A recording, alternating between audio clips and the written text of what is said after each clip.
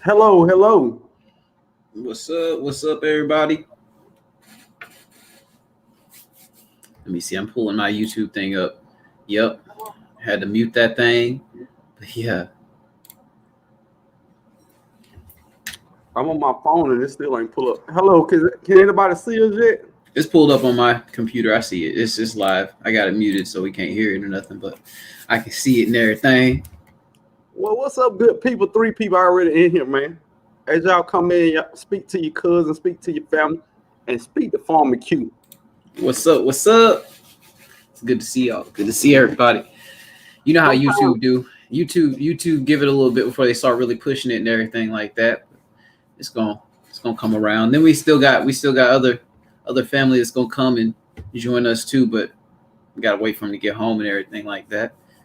yeah, for the people in here, I'm pulling mine up. Mine ain't even came up yet. Or I guess y'all might be in the commercials. That's probably what it is. Oh yeah. I'm in my in a commercial on my phone on my own channel. Ain't Oh, you that know something? what? I'm not gonna skip the ad. I'm just gonna. This is a pretty good ad. It's about Home Depot. I don't Hey, want that's Home the ads you Depot. want on your channel, man. That's the ads you want on your channel. It does kind of go along with gardening. Home Depot. You get a lot of stuff from Home Depot. Oh yeah. What's up, Andale? In the building, Yeah. Mari. Oh, Mari gives thanks. You changed your name, Mari. I like that. Mari gives thanks. Hello, Q and bro. God bless you both for giving and helping. Look, Hey, that's what we're here what's up? for. What's up? It's good to have everybody in here. Oh, you know what? For everybody in here, this is pretty cool.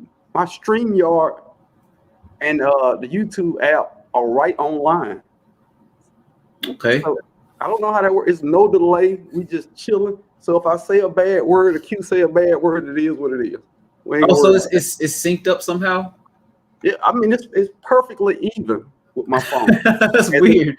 as it pop up on StreamYard, it pop up on my YouTube feed. And Oh on my yeah. YouTube feed, I don't know if y'all can notice this, but this webcam look real crispy.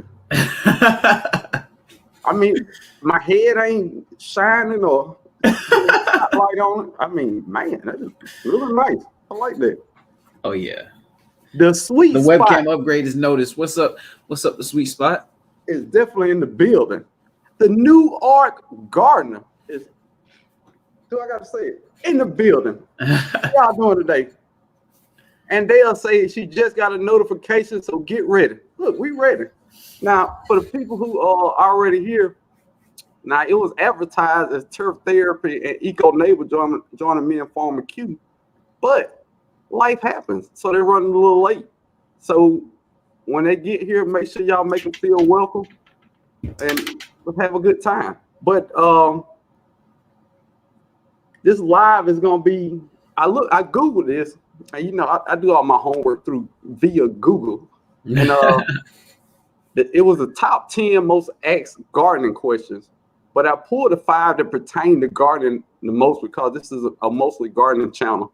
So we're gonna do it like that, y'all. We're gonna give it 1 or 2 minutes, at least get to 15. Maybe we can get to 20.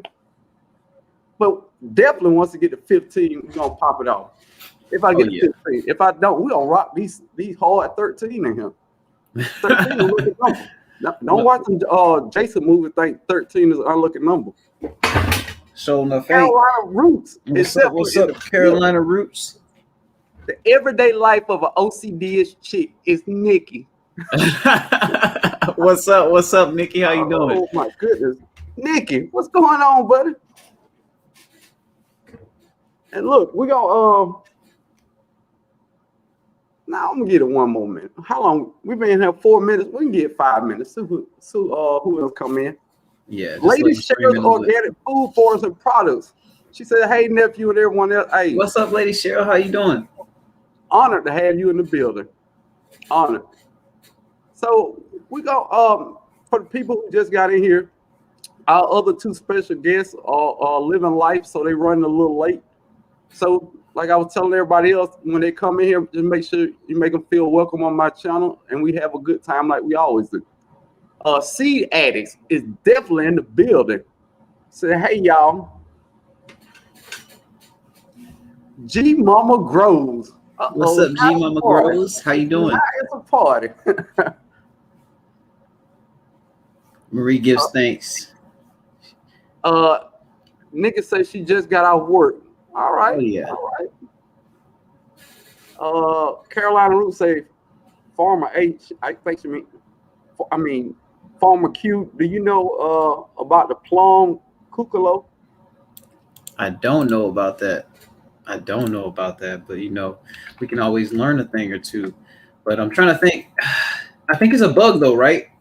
It's a bug. And see, the reason I say I don't know about that, I know what it is, but I say I don't know about that because I don't know the details on it. But I know that it's oh man, it's one of those bad boys that carry diseases, isn't it? I know it's one of those, but what's up? Carolina Root, drop a little more info. Yeah. Wrong with Dunning. What's up, Ron Dunny? What's up, Jackson Harlem? Look, we finna talk a little bit about the 5 of the most asked gardening questions. We're gonna have a good time. We're gonna drink some Stella Rose. We're gonna have a couple laughs. Wait, 1 second. So Mary gives thanks. Says Q, I want to thank you for giving me info on when to feed my seedlings. I actually see the kale getting that curly look. Yeah, for me, I just want something to eat that I grew. That's what it's all about. There you go. Oh yeah. Somebody else just popped up. Q. Guess who up here? Hey, what's up, fam? Neighbor, what's up? Hey, what's up, fam? What's up, fam? How you doing? Looking sharp. Looking sharp. Well, you cleaner than Mr. Clean, boy. I'm just walking in. I'm just walking in my yard right now. What's up? Look here, y'all. I'm gonna tell you how much Eco appreciate the family. That man just got out of work. He got his work clothes on, and for y'all who jumped on him, thank you, Eco nigga. Appreciate you. That's my guy. hey, bro, stop it, man. You know, we all here to have fun, man. It's an honor just to be on this panel, man. It's an honor just to be with you, man. And Listen, Q, I mean, Q already know he my little brother. He may not know it by nature, but that's my little brother though. But man, it's an honor just to be that's here. Big man. Bro right there, man. That's Big Bro. I consider all y'all like big bros, man, because we just kicking it. That's what we doing. Jackson Harlem, welcome to the building. What's up, Hidden Harvest? Hidden Harvest in the building too. So how can you see the chat? Well, I'm just doing that. Well, you go ahead, Broke Farmer. Hidden Harvest is definitely in the building. Live. Man, come on. Harvest. Oh yeah. Solo. She said, "Hey, cousins, CUZNS cousins. What's up? But let me see. The everyday life of an OCD-ish chick. What's going on? It's me. Hey, Veggie Farm. What's up, man? Welcome to the building. And I'm missing BB Glow. What's up? She said, greetings, kings. Are y'all HRU all how are you all doing? Y'all are making my whole day weekend, my last weekend in the Big Apple. How y'all doing? We good. How y'all doing, Nico? You a little tired, buddy? Hey, Seed Addicts. I want to send a shout out to Seed Addicts. What's going on, Seed Addicts? We got somebody new in the building. Phenomenally. Hey, now look, now you got these big words. Now I struggle with these big words now. Phenomenally Fly Diva 4 is definitely in the building. I don't remember seeing you in him, but we're gonna have a good time. You sit back, relax. If you drink coffee, get a cup of coffee. If you drink wine, get some wine. Whatever your thing is, do your thing, and let's enjoy the night. That's what it's about. Hood Farmer 51, yo gang, we in the building. That man, GA is in the house. All day. Them groceries, sir, is definitely in the building. Oh yeah, in the building. So you know what? Every time I look at this, I think about the Brady Bunch. Y'all remember when the Brady Bunch used to come on? Yeah, all in the See, I remember that, but I remember that, but I never got into the actual content of it. You know what I'm saying? Like I remember. You did yourself, bro. Hey, a lot of people. He ain't dating himself. Look, Yeah. maybe I'm dating myself by saying I don't know so much about it. You know what I'm saying? Urban Girl Garden, Kiki Soto is in the building. What's up?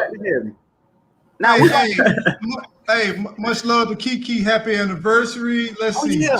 She didn't win it. Let's see. She bust up what 800, 600, 900. I don't know. She bust up subscribers. She got an anniversary. She's just winning over there. So and a plant doing good. I watched the last. Oh yeah. And a plant doing good. It's a good day.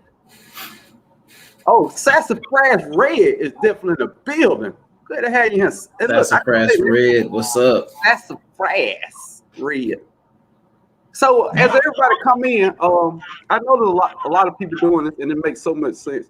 When you come in, if you put your grow zone in there, it's easier for people to connect with you. And if you are a content creator, they know there's somebody that's in your area. So if you could y'all put y'all grow zones in there? Kiri Raines, what's up, fam? And I'm gonna go ahead and put mine in there too. I'll put mine in there, but that's one thing I noticed about the grow zones too. I'm glad you brought that up because I'm noticing a lot that these people that grow zones, a lot of people have the same grow zones, but it's the conditions are being a lot different nowadays. Yeah. So did you all encounter a temperature drop this morning? Yeah. I was in 48 this morning. This morning, I'm trying to see. Yeah. It was cool this morning, but it wasn't like cold. So it wasn't. It warmed up real good though. But this morning when it started off, it was like 50. It was like 55, 56. But that's nighttime. Usually it's warmer than that, about 5 degrees. You got a message right here. Oh, I can okay. Show you about it. Yeah, I'm on StreamYard, baby. We doing it big now. Okay, I guess I'll read it since it's to me. Okay, Farmer Q, I got my PO box now, so I'm gonna get me a hoodie and have something to wear when I get down there. Anybody else get shirts and hoodies for their channel? If so, please list. I'm supporting the fam. That's what's up right there. Oh yeah. Well, I'm just gonna go ahead. I'm gonna go ahead and put. But yeah. Don't drop it, bro. Hey, let's start off with that. I mean, come on. But yeah, for those of you who don't know, like BB Glow, she's leaving where she's staying right now. I'm not gonna get into the personal details because she can say that because I'm all about sharing, but letting the person who it's about disclose. You know what I'm saying? Yeah.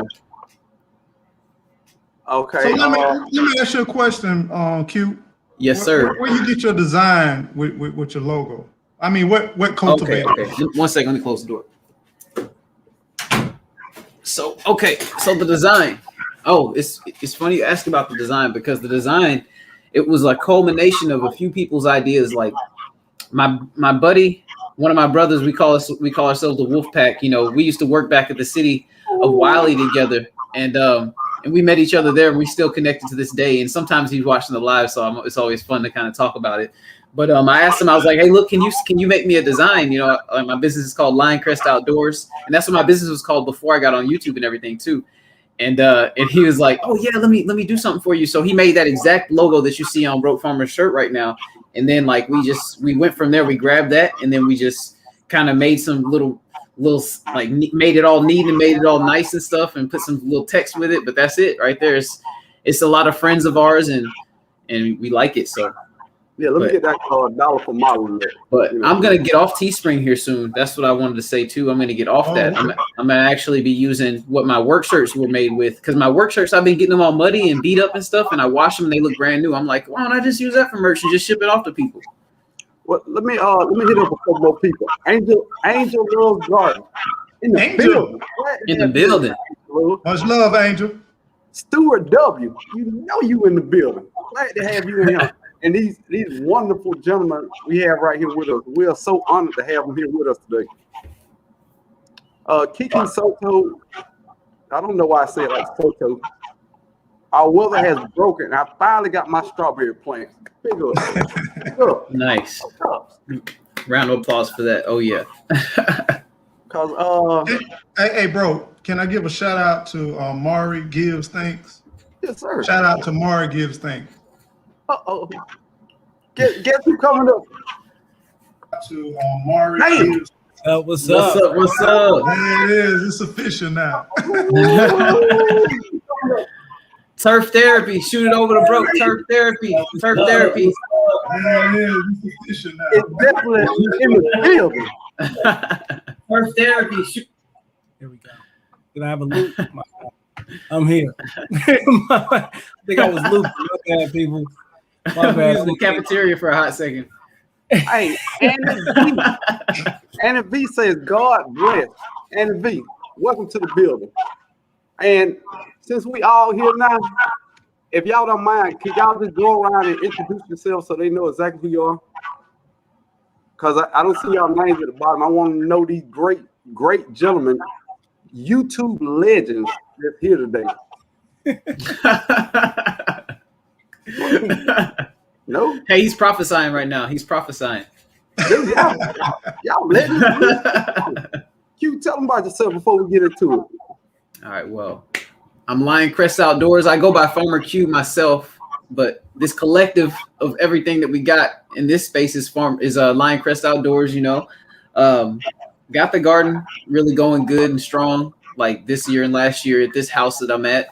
Been doing this growing gardening thing for the last probably about 12 years strong. Yeah, but got to YouTube, been doing my thing, probably about 7-8 months now. Met everybody, really getting acquainted with everybody, really getting comfortable now, and really kind of just enjoying it and loving everything with the experience and all that. But that's me. If you got any questions, you know, you can ask, but I'm in the building right now. So yeah. Mr. Eco. Mr. Eco. Come on, bro. Hey, I'm everybody's neighbor. I'm your neighbor. I'm everybody's neighbor, my friend. So I just want to say blessings and greetings. I'm Rob, your eco-friendly neighbor. I feel like we are all eco neighbors. We are contributing in the garden community. My whole channel is about positivity, fun, relaxation, get away. But at the same time, it deals with gardening, it deals with life, it deals with a whole totality of my whole existence. So I may be all over the place, a little bit of random, but compared to all of you all, I'm a beginner, you know. Hey, it's not even like I look to you for just as much advice as I look to anybody else. You know, everybody got something to offer. We all just build from our own base, but you can't discount anybody's knowledge, you know. That's true, Q. That's true. I'll pick it up from there. So I'm Rob from Turf Therapy. I started my channel. You'll see a lot of lawn stuff on my channel because that was my first love. I later discovered gardening down the road from no one other than Land Farmer 73, and I felt like he was talking exactly straight up to me when he said, you know, there's no reason why you shouldn't be growing your own and eating your own. Stop making excuses. Get out there and get to it. So that's what I did, and so far, you know, I've embraced it. This lawn and garden thing helps me cope and deal with things that I've experienced throughout my service in the military, and I'm just happy to be here. I appreciate y'all. Silence. Oh yeah. Well, hey. We're glad to have you, brother. We're glad to have you for sure. Well, I'm glad to have all y'all, man. And if y'all don't know me, I'm Broke Farmer 76. My real name is Ricky. I don't think I Pretty Ricky. I ever said that in the video for some weird reason. Pretty Ricky. I've been known to go by that also, but I'm just an average guy, man, gardening in the backyard. My videos aren't tutorials on how to garden. My videos are just what I'm doing. And my journey from being a beginner gardener to experienced gardener. I'll never probably be a master gardener, but I'm just getting better. So what we're gonna do is I pulled, it was the top 10 most asked gardening questions. And I figured with the talent that I have on stage right now, it's no question that can't be answered. So we're gonna shoot some of these, and if y'all got some questions, shoot some questions in the comment. 95% chance to get them answered. So I'm just gonna read some of that. That's cool with y'all. Oh yeah. Hey, we're getting a little bit of feedback though, real quick. So it's a little bit of feedback, and I'm trying to figure out where it's coming from so we can handle I it was up. over here checking and making sure it wasn't me. Let me mute mine first. I'm gonna mute. Can you say something? Yeah, it's gone. So both of y'all muted. So I don't know which one it was. Yeah, somebody. I'm unmuted. Okay. So Eco. So I think that what your YouTube was putting out sound. Okay. Okay. Yeah, so he said he's gonna be right back. Yeah. Well, we're gonna hit this You might first need to clip. grab some headphones. And anybody in the comments, welcome to put your feedback in. We just talking. We starting off at a slow pace, and we're gonna get up to speed limit. How Is that often- better? Go ahead, say something. Look, Yeah, I think it's still doing it a little bit. Still do it? Yeah, you still got a little bit. Can All you right. guys? Whoa, what's going on? God, dogs, trolls coming in or something. Gamer 2100, you don't know this. I'm gonna let you know. I hope that you joking, but we watching. What? No one We will watching. and you guys, That's sus, as they say. Yeah. what? Okay, moving on, man. How often to water your garden? And Q, you do irrigation, but you know, I learned early on in my gardening career that you take this good finger here and you stick it in the soil. Okay. If you come up with something on there, it's kind of moist. If you come up with nothing on your finger, it's dry. You don't need water. But I also have a What if you what's come the up with water no meter? finger? The what? What if you come up with no finger? Then I'm finna run. Good I'm answer. running. Good answer. Run. Run. No, I'm messing. Go ahead. No, that was whatever the water meter is. What's it called? Moisture meter. The more, I yeah. was using one of them starting out, and it worked great. It still does work great, but I think the finger thing is good. Anybody got anything throwing now? I think the finger thing is a really good litmus for if you really just want to get a good feel for how your soil is when it's moist and when it's dry and everything like that. But it's really good to have something that shows you a number of some sort too, because then you can put your feeling with something that you can visually see. You know, that's what I feel about it. Run. Even if it's just like one of those little probe things. The Let's only try thing to- Oh, my bad. I didn't mean to cut you off. No, I was going to add to that. So, yes, putting your finger in, having a meter to kind of have that correlation there. That's good. I like both of those tips. One thing that I really like to do too, in combination with those two things, is watch my plants. Like literally, like I got home today late because I was out saving the world. I wasn't really. I was just moving stuff around. When I got home, though, my brassicas, they looked a little droopy.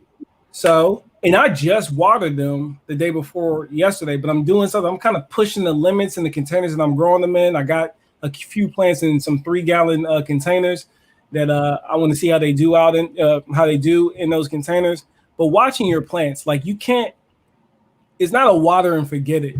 You know, water it, watch it, see what it does. You might be able to go a whole week on some plants. You know, like rosemary. Rosemary doesn't like to sit in a lot of moisture. My brother is very good at killing rosemary because he consistently overwaters his rosemary. I think that's his main issue. So just because the soil may feel dry, that plant might like the soil a little dry. So watching the plant, I think, is a huge thing that you could really dial in on to save you a lot of heartache and pain. Definitely. There's no set standard. There's no one answer for it. You just got to watch your plants. I totally agree. I totally agree with Turf. And I'm not with all that fingering thing, man. That's a lot of fingering in the garden, man. There's something about the fingering, and when you take your fingers and you be fingering plants, I don't know about the fingering thing. But anyway, I was just gonna say that get to know your plants. You know, it's kind of like you've been married for 10 years and you don't even know who you've been married to, and you like, I'm finna give you this or give you that. The plants like what Turf was saying, the plants a lot of times will tell you different plants. You see a little drooping, you'll see a little. Some leaves they fold. Some leaves they'll tell you like my citrus trees.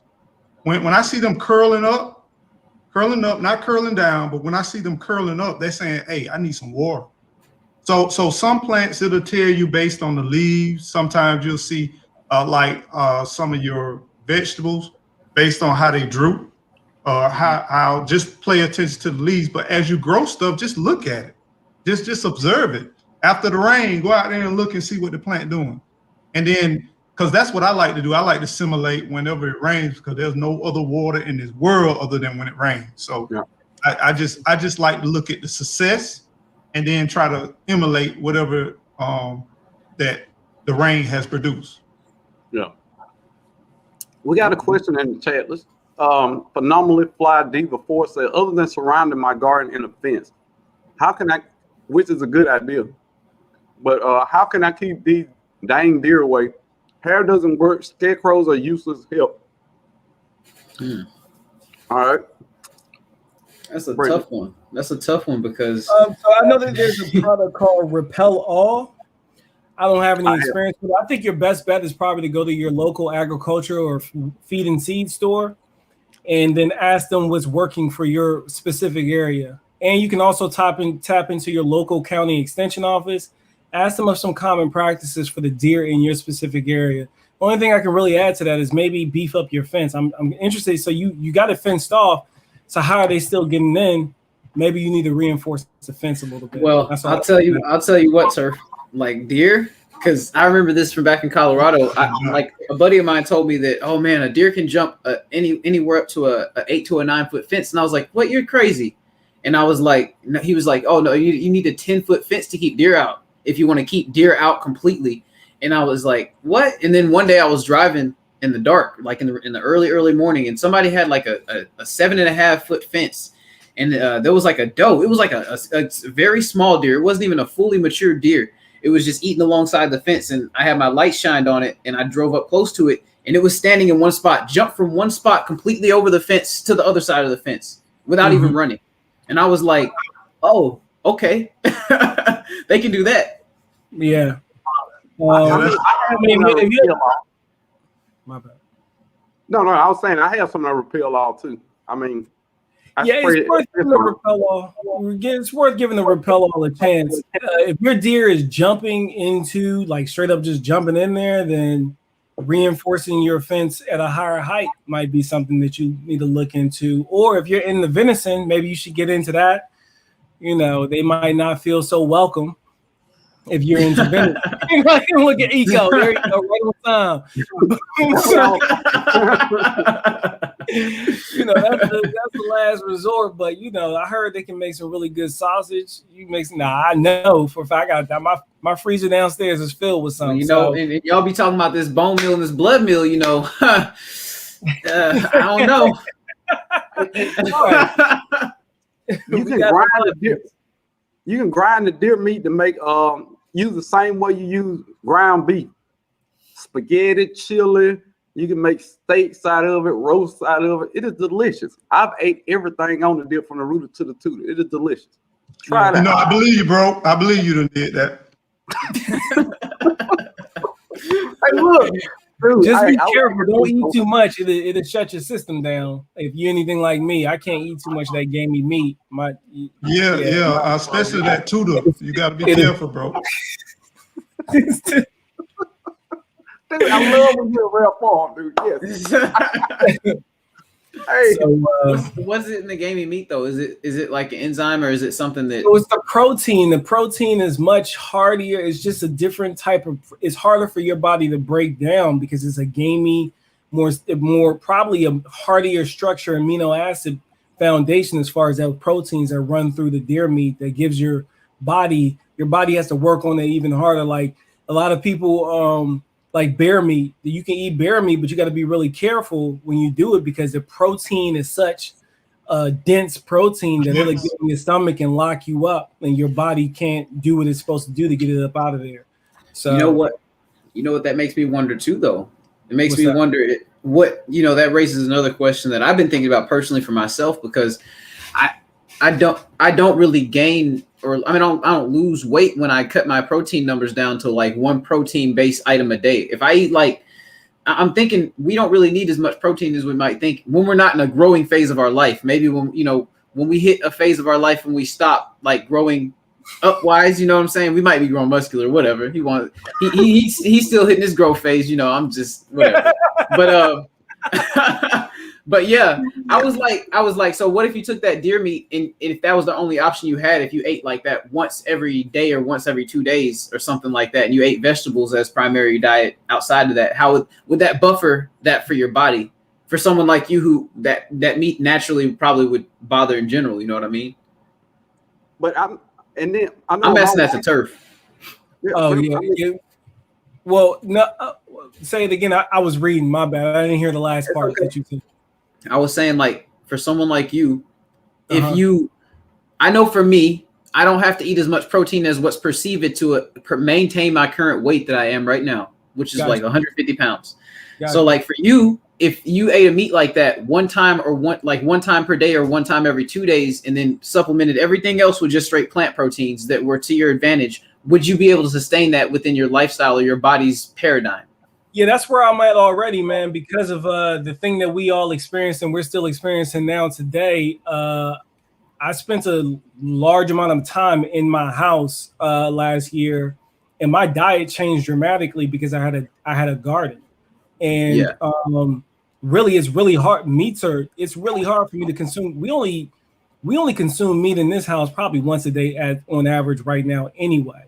If that, we can literally go days without consuming meat for protein. But there's plenty of food out there and plants. There's plenty of plants out there that you can get plenty of protein from. And I've literally been getting most of my protein from other places, not necessarily having anything to do with meat. So, and I'm able to sustain. I don't feel like I'm weak or I don't have the energy to do it. Actually, I feel better for eating cleaner, to be honest, on the long term. So, and this is a lifestyle that I've embraced. We've embraced in this household. We are not going vegan. We are not going vegetarian. Have no clue, have no intent on doing any of that. But I do notice the difference in just how I feel alone. And I've just kind of stayed away from it. So, you know, it is what it is. Okay. I didn't mean to cut you off either earlier. No. The only thing I was gonna say is, I know when my wife cooks it, she mixes it with another meat, and I don't know if that'll help with that situation too. But she don't cook it straight. Yeah. Like cutting it. Yeah, I don't know what she cut it with. What was it, Jackson Harlem? I think she had a question up there that you had pinned. She was I got it memorized. She was saying what should she feed a dwarf mild lemon tree in zone 9B? 9A. 9A. So I'm not the citrus king by any means. I'm not in 9A either. But I'll tell you what I have done. When I first got it, I potted it and I threw some citrus fertilizer. I don't even know what brand it was. I threw some of that in there for some long-term feeding. And then for the majority of its first year, I fed it 511.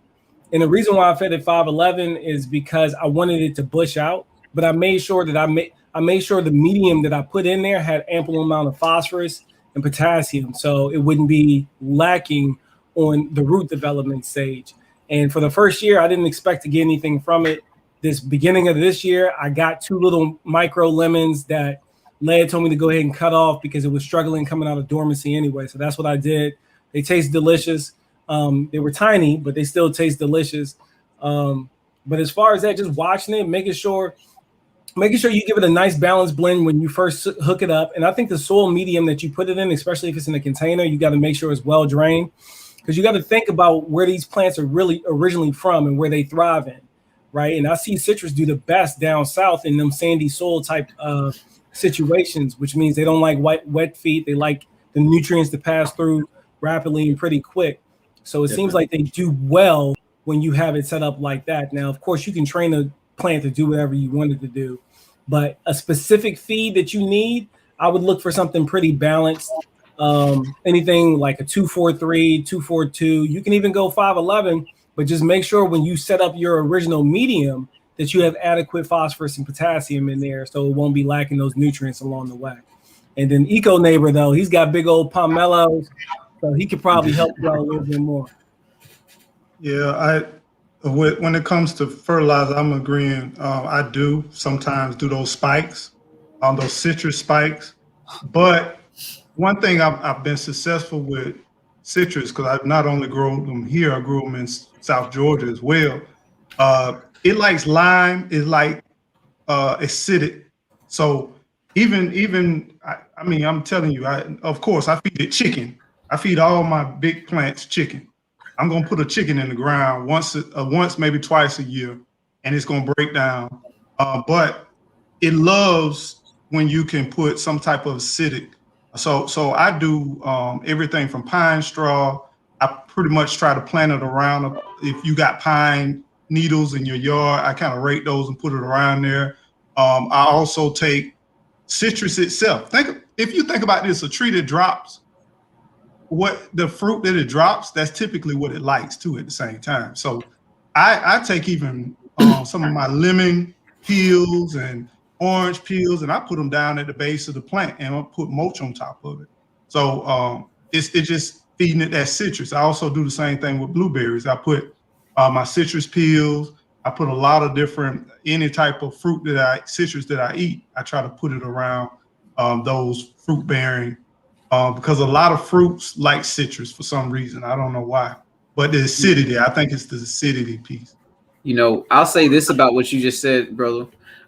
So what you're doing when you put those peels down, that's perfect, because what you're doing is like you put it's as simple as you gave the key to life to all plants. You take I don't know why it's doing that, but you take the plant parts of what's either familiar of the plant or the plant itself, and then you take compost or mulch. If it's a tree, mulch, because they like tree parts, and then you take the peels or whatever the parts of the plants are, boom, put that at the base of it and water it, and hey, watch the life work. And then do the same thing with vegetables. You put compost down, you take the leaves of the pepper, you take the leaves of whatever it was that grew there, and then it'll be successful. Like, that's literally what you said. So I mean, I've noticed that I've had success with that, a lot of success with that. And what I mean, I'm the rookie on this team, you know, so I hesitate to say certain things that I do, but if you watch my videos, I do some weird stuff. I put Citratone every 3 months, I think. I think the bags say every 4 months, but I get impatient. I put coffee grinds in it. I put banana peels in it. Leftover fruit or vegetable in the refrigerator, I put that in there. That ain't no good. Probably ain't the best thing, but that's just what I do, and that's being honest. I'm gonna hit a couple of people that just came in. I don't want to overlook anybody. Angela Bowden, glad to have you in here.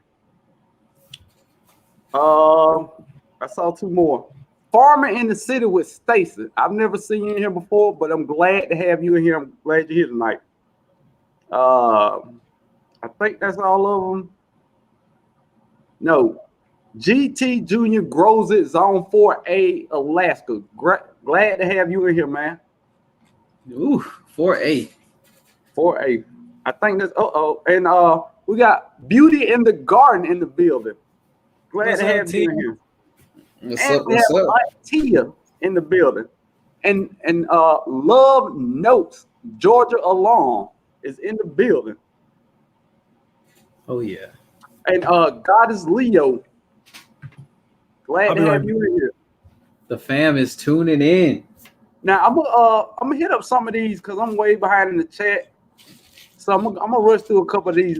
Jackson Harlan say, "Oh, bro, change his wall color. Great color." No, I didn't change the wall color. This is the same old cheap. I just took the blue thing off it.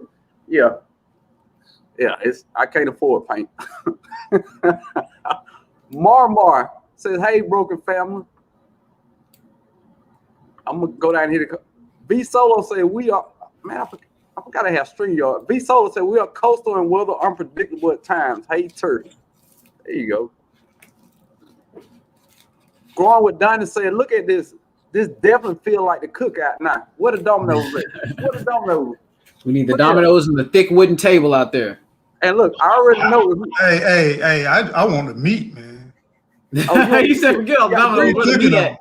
I don't want no popcorn. I want some meat. So look, Hey, I don't want no popcorn either after what happened the other day. Look, if you got the meat, then I'll bring the Stella rolls with the cooler and the to-go plates that fold down. So once everybody on 8 and we get tied up, we start making them plates up. All right, go and take it to the house. Look, we all grow on the corn. We gotta bring the different corn that we growing too and roast the corn. Ooh, that peaches and cream on the grill. Oh, got that peaches and cream, got the silver queen hybrid sweet corn, got the honey and cream, got so much, all these, man.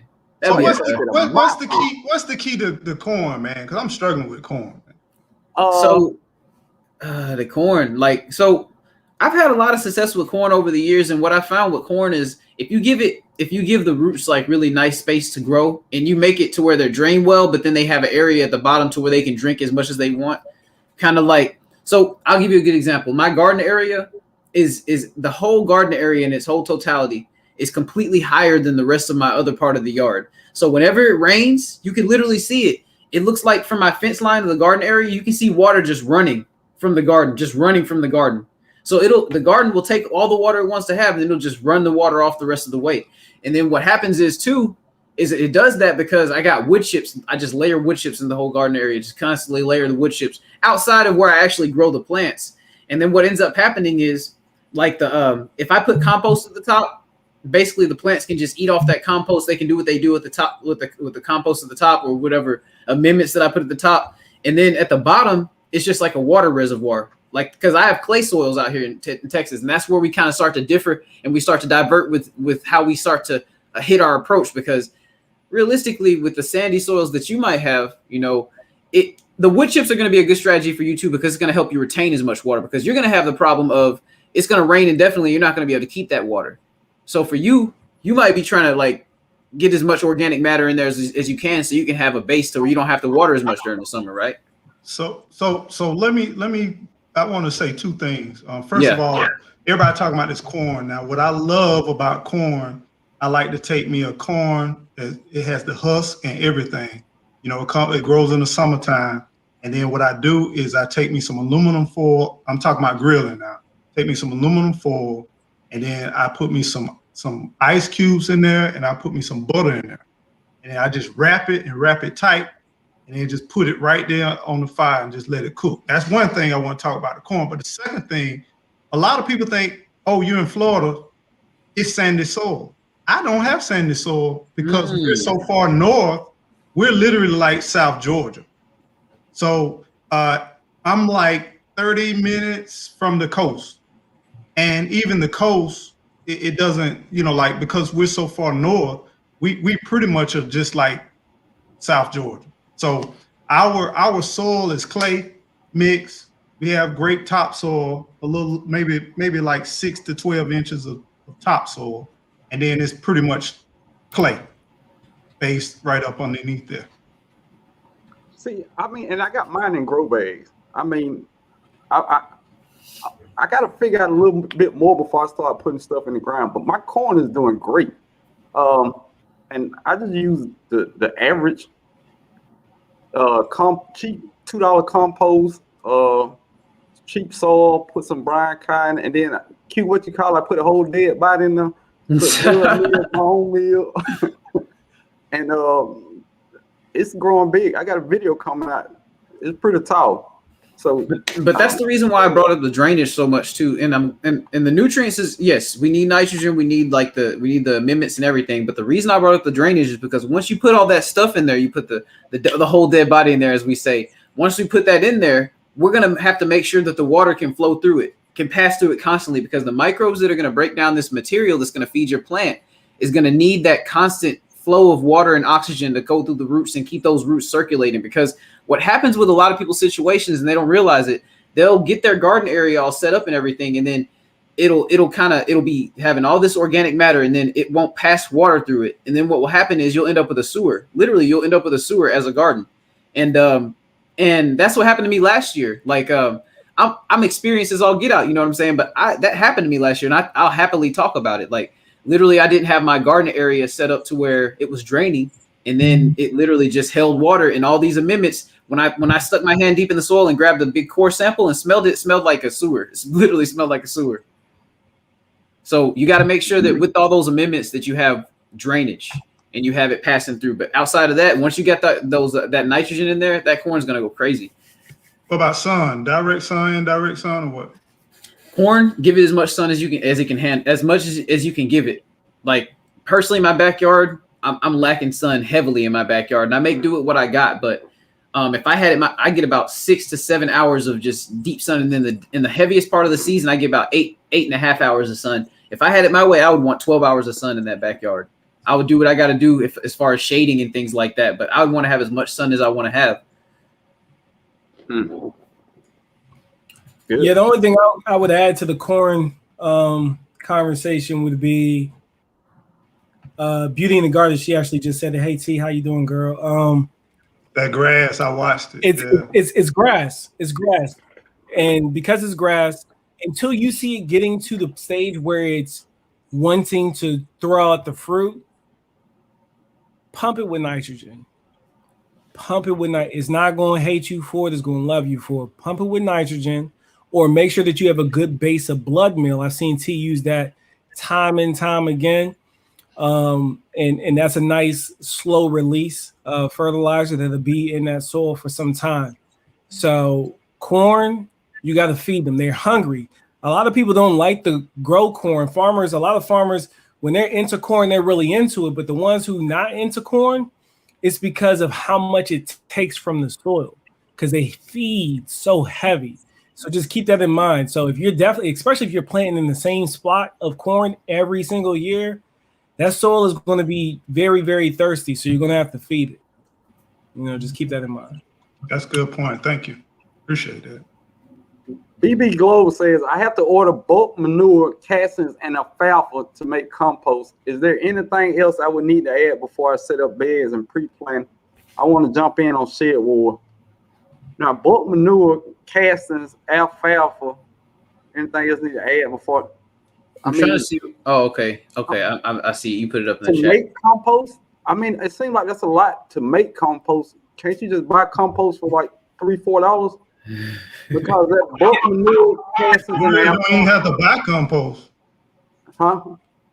You don't have to buy compost. I mean, Yeah, No, yeah, exactly. I'm picking it.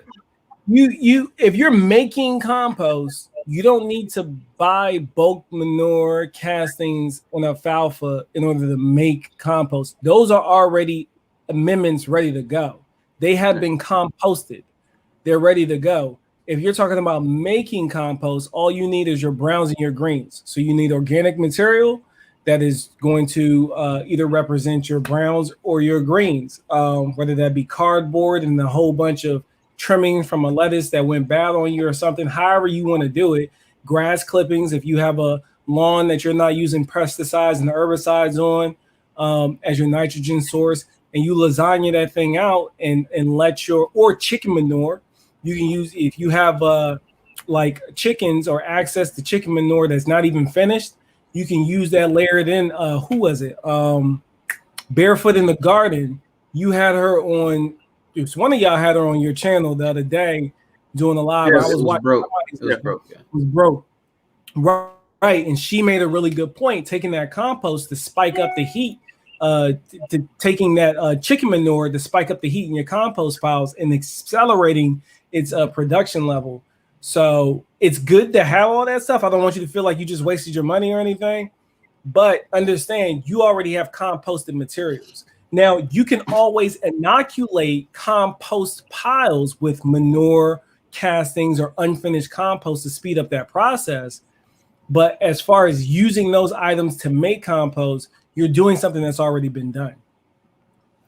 Well, and I think that Turf touched on it too when he was saying, and we have to also look at the stage of decomposition with the manure. So if you're and here's the thing, I'm really thinking that Turf kind of like he hit it on the point without even like really getting super precise with it. But like realistically, I don't think that anyone's gonna give you bulk manure that's unfinished. Like that's really kind of that's not really something that's normal that people do. It's like, oh, I'm gonna pick up all this cow poop, this unfinished compost, and literally just deliver it to your property. That's like if it rained outside, that would literally cause a problem for your property, you know.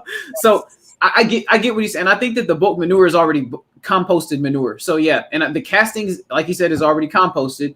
And then alfalfa, you would have to have so much alfalfa for that to constitute as your specific green material within that green carbon ratio thing that it wouldn't be economically feasible at that point. So now, like you just get that stuff in, like Turf say, if you have compost already, kind of amoeba that like use that stuff to kind of add to it, if you will. But it's not really worth like using all that to try to make new compost, I don't think. Dude, this is why it's called the Garden Super Friends, man. I feel like I should, wrong way, put my hand and we all activate. Look, it feels weird because this is actually the opposite of what's happening right now. Boom. Hey. Yeah. Hey, this the follow-up from Phenomenal Fly Diva. She says, I'm in Northwest Alabama Zone 7. I don't have a fence yet. Was trying to avoid the expense. Love venison, but I don't hunt. Well, I think I got you ain't got to hunt because they coming to you. The object of hunting is going to find them. Looks like you already did that work. So you ain't got to hunt. You just got to lay it down. You got an uncle somewhere that like to drink. What you do is you get them a 6-pack of Bud Light and tell them come over your house early Friday morning and have your pistol right there. There you go. It takes so I wonder, see, y'all got me thinking about stuff now. Like, what if you had some property? Would this be illegal? Well, there should be a segment that says, would this be illegal? And it's like music comes on. Dun, dun, dun, dun. So, yeah, that's like, not in city limits. Because if you in city limits, you probably want to figure something out. Well, yeah. Okay, so we're in the country right now, and you got some corn, right? And you decide that you want to inoculate this corn with something that puts deer to sleep. So, like, what if you just did that? Peter, and then you could stop it. Peter going to come and get you. Stop it. You is leading you down the road of. Nah, I'm joking. My hey, let me holler at a couple people in the building. Canadian Fried Outdoors, our cousin. Glad to have you in here. Home team, hands in the dirt. What's up, Stacey? Georgia guy. Birdie's Blooms. I haven't seen you in here before, but I'm glad to have you in here. G a day. Cute fist bump. Cute? No, it's over cute. That was real man type. It was epic. It's called we had an epic fist bump, y'all. You out here? And look, I think I'm close to the bottom. No, I'm not. Oh, and Thomas Homestead Garden. Thomas, glad to have you in here, man. Glad to have you in the building. And we got Her Healthy Home. Triple H is in the building. Glad to have you in here. It's time to play the game. Yeah, time to play the game. Hey, y'all checked out Triple H video with the meditation and what's up with her voice, man? I feel like she's not living to her calling. I feel like she need to be some type of soothing meditational type voiceover or something like that. I know exactly where you come so from. good with, oh yeah. I do She got a smooth tone to her voice. Like it's some people when they talking, they can make everything sound so soothing. They could be talking about gun control, and you be like, "Oh yeah." Well, you load the shell with the gunpowder, and it's just like this. It's like, oh well, I'm so down for listening to this. Okay, I'm at the bottom. Indiana Backyard Garden. What's up, fam? Hey, I'm sorry. Whoops, I hit the wrong one. Whoops. Yeah, let's go. Indiana Backyard. You knew what you were hearing, bro. Don't even try that. But look, I think I'm caught up. I can hit the next question. Have I missed like 100 questions in between? That's how it always happens. And I'm gonna figure out. I'm gonna go to my YouTube channel because I go through everything with StreamYard. But what I'm gonna start doing, I'm gonna figure this out because somebody told me you can go to your settings on the broadcasting stuff and you can make it be slow chat if you have a lot of people pop into the chat.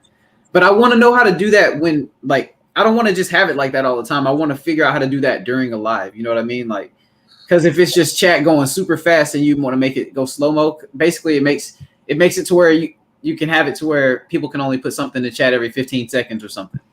And naturally, yeah, you go ahead. No, this whole Pit Stop Kitchen and Garden. Welcome to the chat. Go ahead, Q.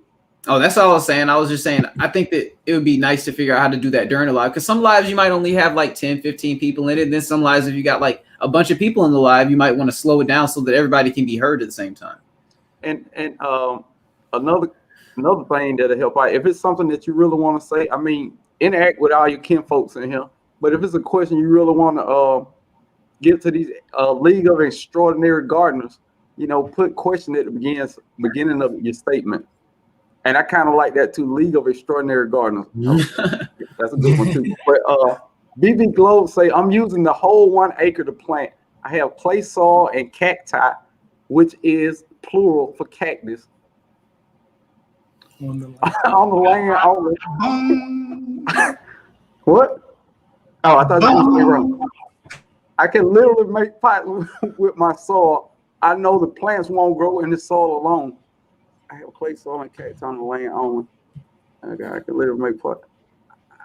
I don't know. That reminds me a lot of. I got. You go ahead. I got trees in clay soil. I mean, BB Globe. The first thing I want you to do, BB Globe, is pull a soil sample. I want you to get in touch with your local extension office. Ask them if they have the soil kits there, or if they can recommend you to the university in your area that will support you and your soil profile for your local area. Pull you a soil sample. They're really easy to do. Then after you get that soil sample, I want you to take that soil sample to your local horticulturist or CCA, your local, what does it stand for? County something agriculture. They got one, I promise you. And I want you to ask them to help you to understand what your soil test is telling you to do. The next thing that you're going to want to do is that clay soil is like a diamond in the rough, right? What you have there is most likely a soil medium that is loaded with nutrients, but it needs to go through a humidification process to release those nutrients, right? And people do that different ways. People do that by burying their clippings from their garden. When you introduce organic matter for the microbes to feed on, eat poop, eat poop, eat poop, that's when you end up with black humus material after a year or two. And I also want to set some expectation management for you on 2 levels. One, if you've never planted on this acre of land, I do not recommend doing that for the first time you go after it. What I do recommend you do is carve out a good 500 or 1,000 square feet, and you'll realize that is more than enough land to feed you. Now, if your object is to grow enough to take it to the farmer's market, I still recommend you starting with something like 500 to 100 square feet. Work that land, learn as much about that clay soil, because you pulled a sample from the entire acre, and get that one right, and then expand from there. The other thing I want to tell you is that getting that clay soil to release those nutrients and go through that humidification process is going to take time. There's nothing that's going to happen overnight. And I see Eco got something to add, and I get off my post. And I want to add something to what Turf said after Eco adds what he adds. I just got one question. Humidification. What is humidification? Okay, can I add what I had, and then you okay? So check this out.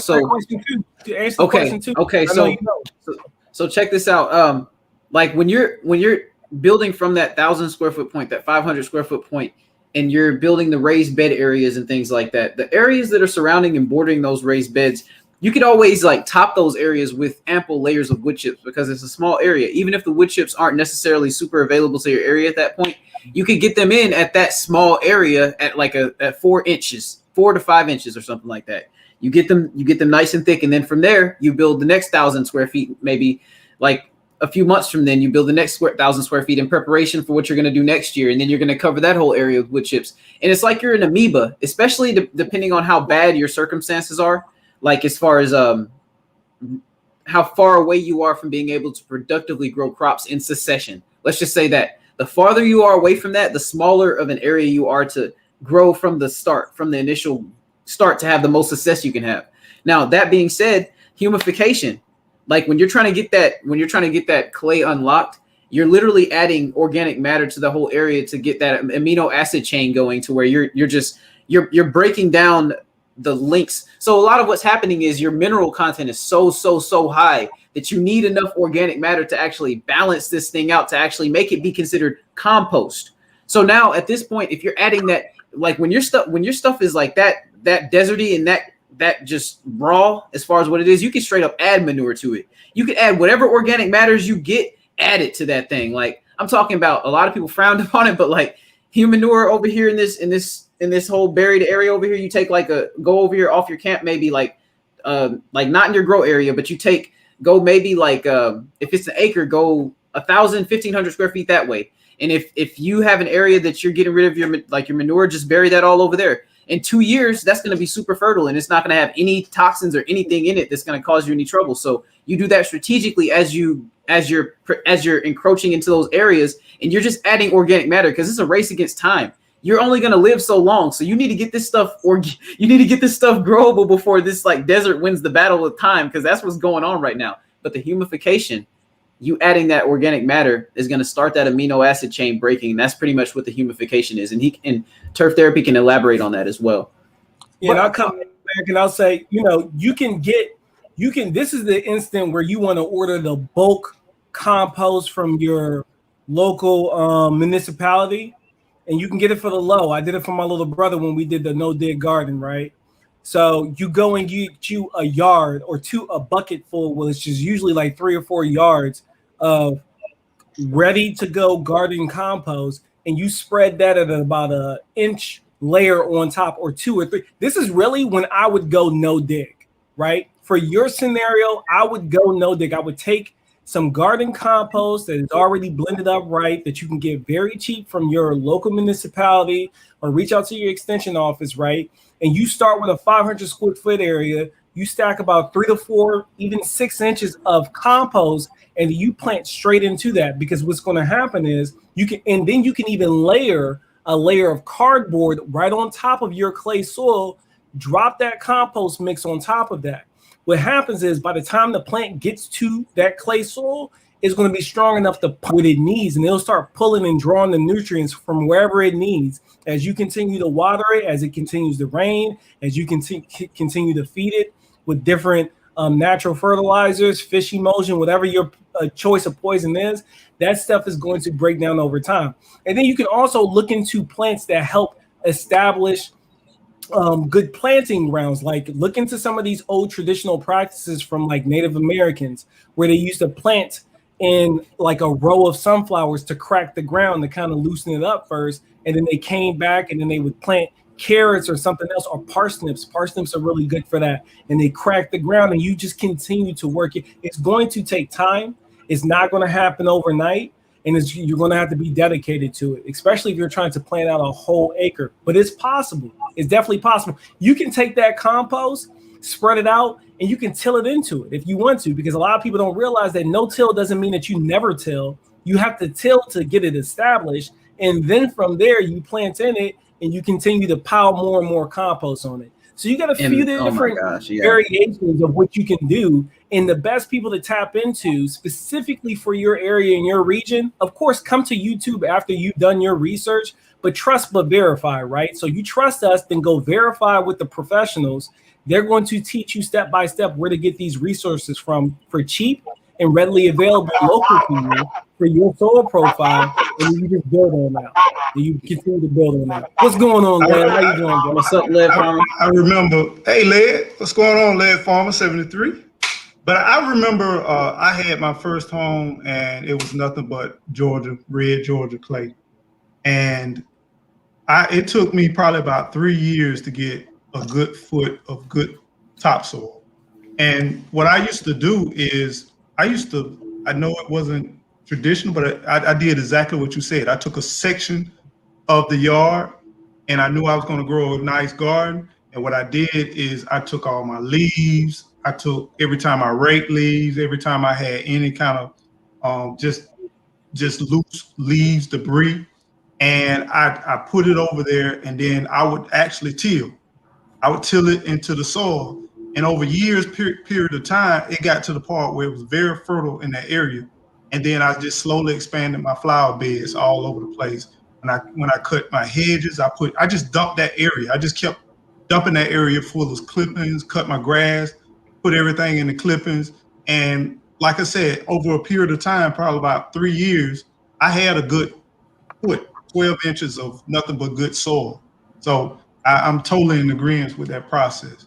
Well, and I think one thing to add to that, because I think I want to make sure that we're not getting ahead of the chat, because we're probably getting way behind anyway. So, but you'd be surprised. So say you're in a desert, whatever the clay is, you got cacti, whatever you got. If you get an area with organic matter on the top of the soil, and you got like moisture starting to build up in that area, and you got all this organic activity, your place is going to be like a beacon for whatever worms and whatever like creatures are there to actually help break down that material. And your place is going to be like oasis spot number 1 for rebuilding that whole area. So you would literally be the home base for rebuilding your whole environment, because a lot of these desert environments that are devoid of nutrients are from a lot of these bad agricultural practices that we had with like these heavy tractors and things like that back in the day. Because realistically, a lot of areas in America, you have some regions that are just desert regions, but they just didn't, even the desert regions, they had crops that came out of them. I don't mean to get in the way of anybody, but Andale's Homestead, thank you for the donation. Angel Love Garden, thank you for the donation. And I saw Turf Therapy used to do something really cool. So everything that's over $1 will be split up amongst the super friends. Yay! No, okay. But yeah, I just want to hit a couple more of these, and y'all made some good points. That's certain things I don't want to speak up first because I know I'm not the most knowledgeable person on the subject. So I'm well on sitting back and listening. But the only thing I was thinking is, if you're so unsure about your soil, go raise beds. And men, some of it, use raised beds so you can still be growing without having a hard time. But like they were saying, build up your soil. But if you still want to grow, go containers or raised bed just so you can be growing for the in between time. You know what I mean? Sure. Yeah, and I want to. So the no dig garden beds, if you keep them at 6 inches or lower, those frames that you put around them, they're only temporary. If you don't believe me, go look at what's his name, Charles Dowding. This dude, he's out in the UK, right? He's been doing this stuff for years, right? And he lays these layers of compost. He'll lay down cardboard on top of grass, right? And he's got Bermuda grass. They call it cooch grass over there. It's funny, but I was like, cooch grass, what are you talking about, man? What you talking about, some cooch grass? But he lays down. What kind of grass they call that? Cooch grass. Cooch grass. Yeah, cooch grass, Bermuda, right? So they'll lay down the cardboard on top of it, and then he stacks about 3 to 6 inches of compost on top of it. And by the time your roots get down to that cardboard, you've created an environment for microbes to multiply, feed, and like Love Notes is saying right here, she took black soil. You know what black soil is? It's humus. It is a humus material that is very rich in organic matter. It's full of life. And all you're doing is inoculating your clay soil to jumpstart that thing. And it'll start popping for sure. But the cool thing about the raised garden beds, you can make them as long and big as you want. Just keep them at about a 6 foot height, and it's going to be like a little perfect mound on top of the ground. You remove those boards, and you just keep expanding it and building it out further and further. So you can either go straight on top of the soil, or you can till that joker in. Tilling it in requires more money because you got to get the equipment. Somebody got to come out there and do it. XYZ. Is it faster? It could be, but just keep that in mind. That was a good question, though. I really like that question. Oh, yeah. And you can use products like soil conditioners, right? I gave away a bag of Live Earth. It was a granulated humate, which is humic and fulvic put together. They're acids. What does that do? It's acidic. I was salty. I didn't win that. Break things down. It breaks those minerals down. So, and that's a granule that you can spread freely. So there's all types of things out there that you can get it to get going. Big Lead. Hey, it's down there. You said. Leah said, I wish I was on the panel. I have so much to say. The link is down there. Feel free, my friend. Go ahead and jump on, Led. Angel Love. Let me go back up here. Dude, I'm way. I thought I was behind. I'm not behind.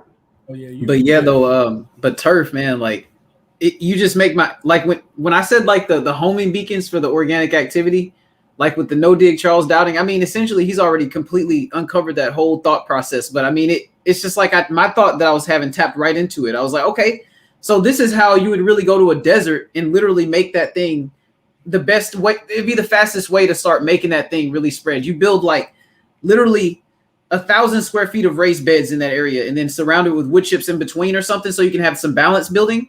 And then you literally just take the frames out and then you have like the no dig areas and then you can just start inoculating everything. Yep, absolutely, man. I really like that method. That's the method that I'm going to choose to use when I get to where I'm going, if I have to deal with clay soil. And for the area that I'm reaching to get to, when I finally get done with serving in the military, I'm most likely going to have to deal with some clay soil. I know that. North Florida. Or some super sandy soil, which needs to be introduced. You know, I need to build up the CEC content because, you know, sandy soil, the good thing about sandy soil is you can do a lot of citrus because it likes it. It likes that well-drained, fast-draining soil. But the bad thing is it doesn't hold nutrients as well. So depending on what I'm growing, I'm going to want to increase the organic matter in those spaces so it can lock on and hold on to those nutrients because they have nowhere to store. So, yeah, I'm definitely into that. You struck a nerve with me. That give me geeky. I like that stuff, man. I like it. Hey, enjoy yourself, man. If you feel some way about something, go on and talk about it, man. Look, your family, you know. Yeah. Angel Love Garden. First off, thank you for the donation. Thank you, BB Globe, and thank you, Andale. Is well appreciated. And I'm just gonna read this question. Question. Eco Gigi said y'all are growing a lot of moringa. Please give a tip. I haven't been successful twice now. Gonna try one more time. Thanks for y'all info. And me myself, I struggle. I've killed 6 moringa plants. So, well, I'm going to start off by saying I think a lot of moringa growers that have even reached out to me, they're doing too much to the moringa tree. They trying to treat it like an average tree. That tree is very hardy, it's resilient. It likes to be abused a little bit.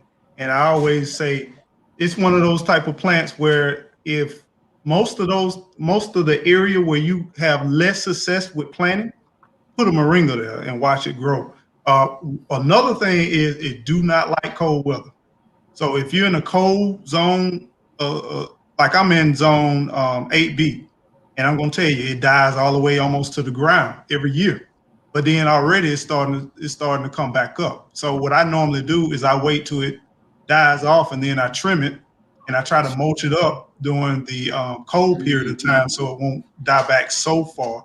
But it does not like cold weather.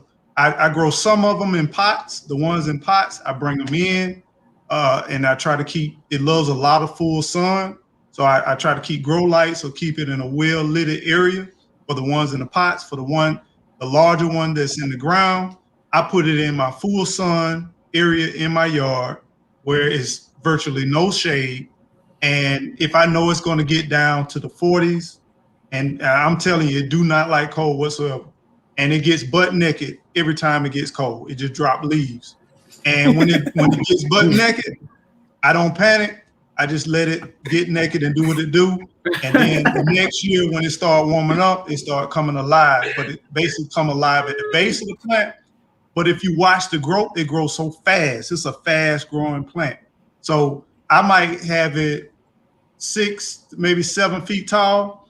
And then when it dies back, it dies all the way back to maybe 6 inches above ground. And it comes right back to be 6 to 7 foot tall by the end of summer.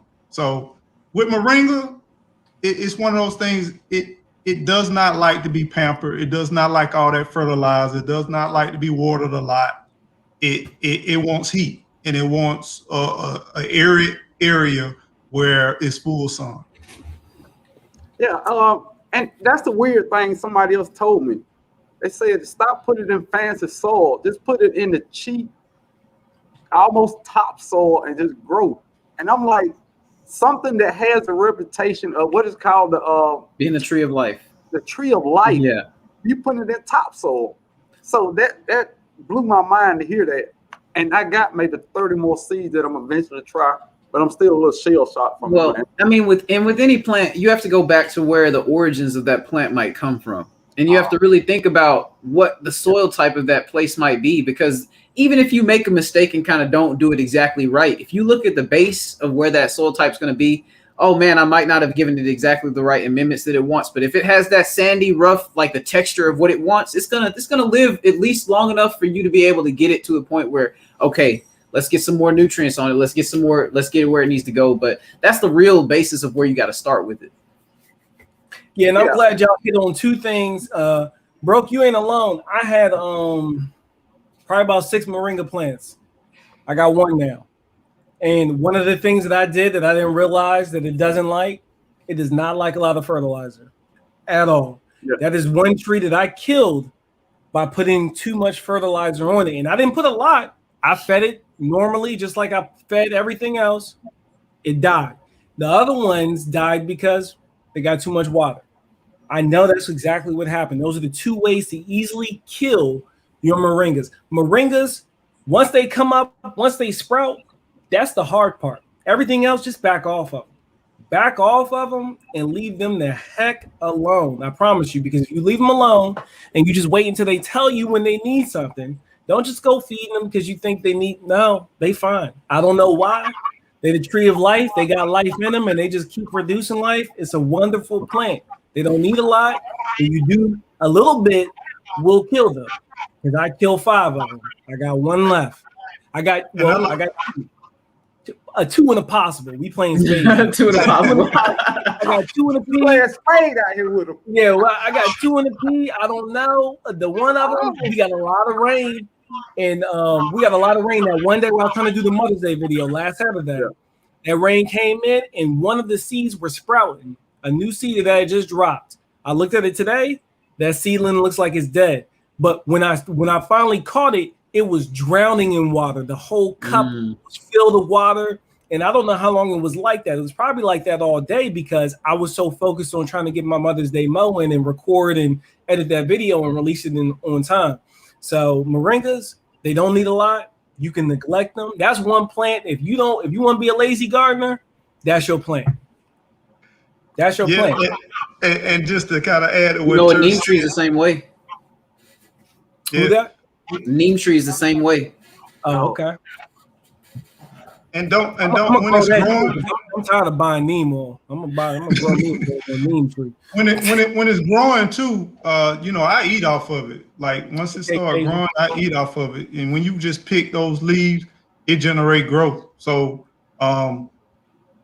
I cut it too. I mean, I got one that once it get to maybe 3 or 4 feet, I cut it and it gets bushier. If you kind of leave it alone, it turns into like a drumstick. It'd be top heavy. And then, but if you cut it, then you'll start getting other shoots coming out. But I try to pick from it as it grows. And it seems like when you pick from it, you say, oh, I need to produce more leaves. I need to produce more leaves. Yeah. Which makes sense. I'm going to get this plant to kick off, even though I ain't really going to be able to enjoy it. My little brother is about to inherit a whole bunch of stuff from me because I'm going to just drop it off on his front porch. He ain't going to have no choice. I'm going to drop it off on him. And Garden State Gardener, I appreciate the donation. All right. Can you grow moringa in a pot and move it inside when it get cold? Yes, absolutely. You can do that. And I was actually about to touch on that point actually, because I was about to ask Eco Neighbor, I was gonna be like, do you think it would be beneficial to get like a kind of maybe even build one of those like trash can rollers onto the bottom of the pot or something, like, but maybe make it drainable or something, but put something like that on the bottom, get like a 25-gallon pot, maybe something like that, and then have the moringa be in that pot and then just kind of keep it in there for like 5-year periods or something like that. I don't know. Or you can get you the dwarf moringa variety from Baker Creek Seeds. I didn't even know that they had a dwarf moringa. Me neither until I found them. I was just, seed hunting one night and it popped up on my screen. I was like, oh, that's perfect. Boom. Can you and don't forget, fellas, you can cut that thing. You know what I'm saying? Yeah. When it start getting a little tall, just chop it, and it's gonna bloom Tina out. does it all the time. Well, she used to do it all the time. I know she's starting from scratch right now because she lost her big thunder, but she chopped that tree down like it ain't. Chop it down, you know. That tree would come back, no words. If you chopping it down, let me get it cut. Oh man. You know what's crazy? Speaking of cuttings, I'm glad. I feel like it's fate that this came up because I got these Vitex cuttings in the grow chamber right here, and like I wanted to send them because I want to just get them out to people, and I want to get them out to like some fam and everything that really been supporting me heavy and everything like that, and maybe I could send 2 cuttings to everybody in the panel or whatever. Vitex. Because they're already me. I'm just letting you know that you're sending them to my little brother. Okay, well that's cool too. But I'll tell you what, they survived that 0 degree temperature or 3 degree temperature that came through the Princeton area that I live at and stuff like that. So it was really like it was kind of like wow, like so they're really hardy. They grow in the deep of the summer. The ones that I got in the front yard right now, they started out the beginning of the season at like 2.5 feet tall. They're all about 1.5 feet tall. They're already about 2.5 feet tall, and the season's we're just this much into the season, so they're pretty. They got purple flowers that come off of them like spears, and they smell real good, and they attract pollinators. Mm-hmm. Love Note, she just made a really good comment. Moringa tends to have a long taproot. She will die if she wraps around the pot. Good point making. Now, if you're growing a standard size or full size moringa and you're keeping it in the pot, you know, check on that thing every year or so to see what that taproot looks like. Go ahead and slip her out while she's in dormancy. Look at her. If you see it wrapping around, cut it, bury it back in. She'll be all right. So just cut it, bury her back in. She'll be all right. And then the dwarf is a dwarfing variety. They market it for a container type. So I think that you'll be fine. So as long as you have anywhere from a 12 to 24 inch pot, as far as depth, I think you can probably get away with that. And then Andell, she had a question. I think this is a good one for Q. She said, if you only have a small space, where do you put your grow lights? Will a shed work? Yeah, a shed can work. You just have to make sure that your area is ventilated. I think that's the most important thing. You want to make sure that your area is ventilated and that you have a standard temperature of about, anywhere from 60 to 85 degrees. Don't go anywhere higher than 85 in that area. Don't go lower than 60 in the area. But that's pretty. If you can maintain that inside that small space, that's generally what you need for an indoor area that you're trying to actually maintain something in, because realistically, you're just trying to make it survive until you can take it back outside anyway. So you just want to make sure that area is ventilated and that you can keep it warm during the wintertime, because summertime is the problem for a lot of people. Like out here in Texas where I'm at, if I had an area that I had grow lights in that I was trying to keep something from being too hot, that's what I would have my thing. In the summertime, I might bring it inside of an area, and that area might be connected to the house and be cooled or something like that, so that I can actually make sure that plant survives. But it's all about just maintaining that temperature and then having ventilation, making sure that the air can enter and exit the area. Can I ask a question? Hold on one second, Joe. I just want to spend the night with Seed Addicts. I want to sleep on her couch. If you got $20 in that couch, if you got $20 in the couch, me too. I'm just letting you know. I snore a little bit, but I'm just letting you know. I just want to sleep on the couch. Love Note, she hit it again. She said I would cut the bottom off my pot. Moringa grows fast. So people who are cutting the pot off, Love Notes, they would have to leave it outside. You can't bring that in the house. So yeah, if you're leaving it outside, that works. But if you're trying to bring it in and outside, and which we're trying to help you do for the person who asked that question, look for a dwarf variety moringa, or switch up and you're gonna have to check. It's gonna be some labor, so you're gonna have to check it when it goes into dormancy and see if your taproot has gotten too long and cut it and put it back in the pot. You can make it work. Just keep that in mind. Another thing, like my moringa, the one I got a couple in the ground. The ones that I put in the ground, get those cheap pots. Get those real cheap pots and let those roots kind of bust through, and it's gonna tell you that, hey, I need another home. Like I said, these trees, you don't baby them. You don't put it in the best soil. Even use some of your soil that you changing the pot out, and then you just put you some throwaway soil in there.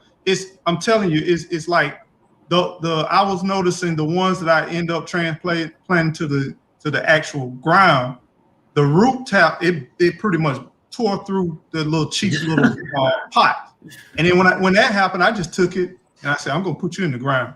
And I tried to bury it a little bit deep. Some plants, they don't like for you to bury it below the root ball, but I knew it didn't like cold weather. And that's another thing what I do with my palm trees, because sometimes we get a little frost. And I know a lot of plants, you typically want to have the root ball just a little bit even or a little bit above the ground level. But some of my the plants that does not tolerate cold well, I typically plant it a little bit below the ground level, so it gives that little insulation to them. And then what I do is I try to carve out a little area for the water to kind of come down, even though it's below the ground level. So it's basically like a plant here is planted a little bit like this, and then I have a little slope kind of coming from there. Okay. Hey, before we go on, either y'all can or the moderators, I don't think y'all can do it on StreamYard. So if it's a moderator in here who got everybody channel link, could you put them in? Because with such great information, of course, people want to be able to reach out to you and want to know where to find you so they can get some more of the good information. So I if got you could, pull them up. You got it now? Okay. I pull them up. All right. I want to say what's up to the Guardian Citizen. And I saw one more. Oh, and the Weekend Garden Show. No, bro. What are you doing? Oh, I'm sorry. My bad. It's the Weekend Garden Show, baby. My bad, Eco. That's Stella. You know how I do, man. Come on. Stella have me tripping sometimes. Two chicks grow that work. Man, look. I've been sitting here staring at his name. Two chicks grow that work. Hi, Tom Holmes. I didn't mean to get in your business, but you got a great YouTube name. I think that's everybody. Oh, Growing with Hudson. What's up, Hudson, in the building? Glad to have you in here, Hudson. I'm sorry, I didn't mean to let you slide in and not speak to you. You know we better than that. Oh yeah, definitely better than that. All right, so I think I got everything. Doing good. Not a bad host. Okay. Let me see. If you are new, welcome to the live, and if you're returning, welcome back. If you have not joined this great, I'm sorry. Look, first off, thanks to all the moderators who are doing a wonderful job on controlling the room, doing everything that need to be done. If I had more money and more subscribers, of course I would give you minimum wage, but I don't. So, I appreciate your time and effort and all the love that you give into this community. He made it clear how much it's gonna be when it happens, though. He made it clear. He said it's gonna be minimum wage when it do happen. I mean, because I don't like to give false expectations. Hey, that's what I'm saying. That's real. That's good. You know, I've been around for a few times. So I done lived a few pecan tree seasons. But I'm telling you, the new minimum wage, the way it's going up, I'm good with that. It's gonna be. I started working. It was $3.75. Whoa.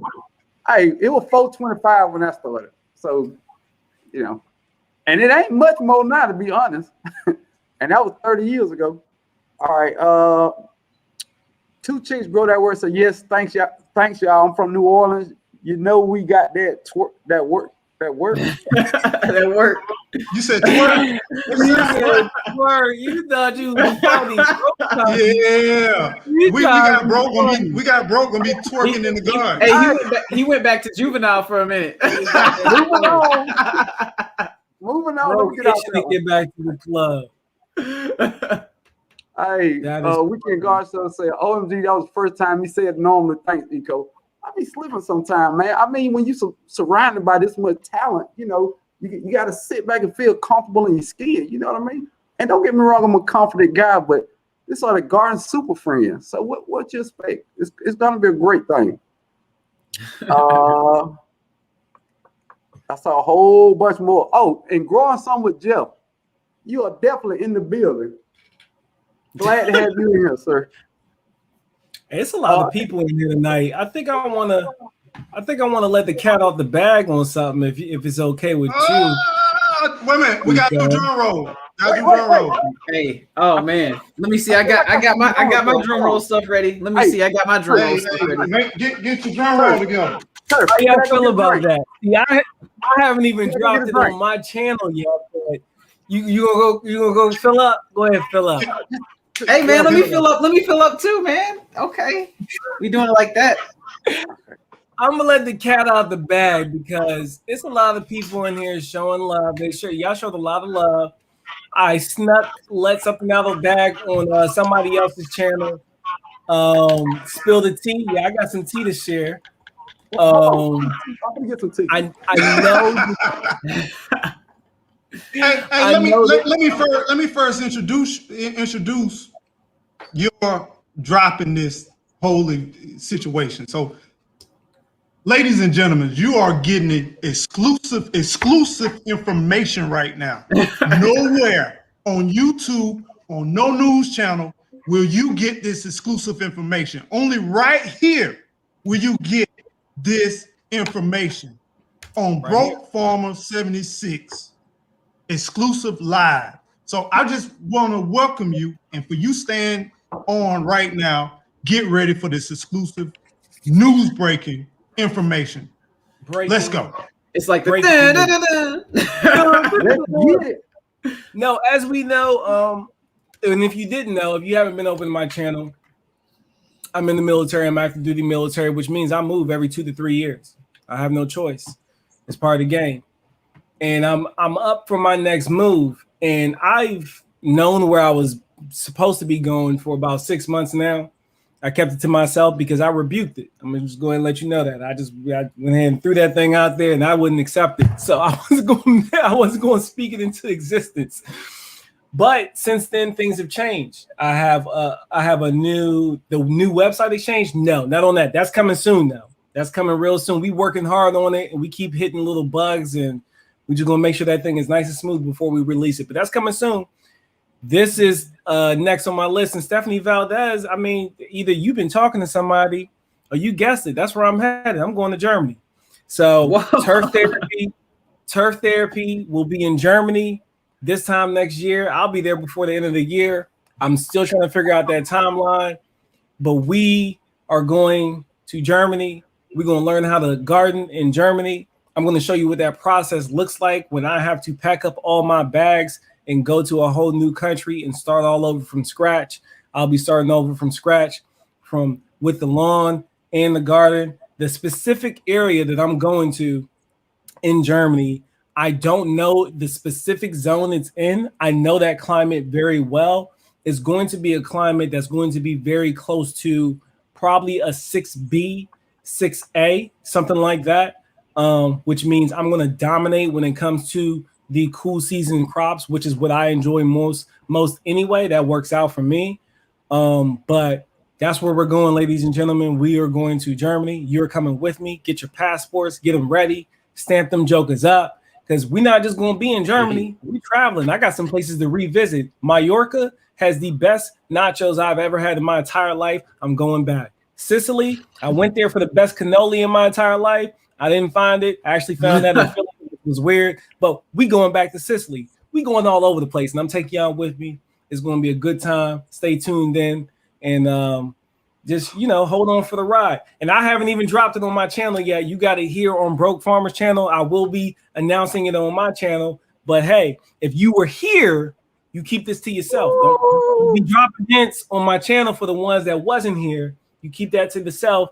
And when I go live and I do my last batch of wine here in the very near future, since Led put me on the spot recently, sending everybody to me asking me about wine, so I'm gonna have to reopen that can of worms.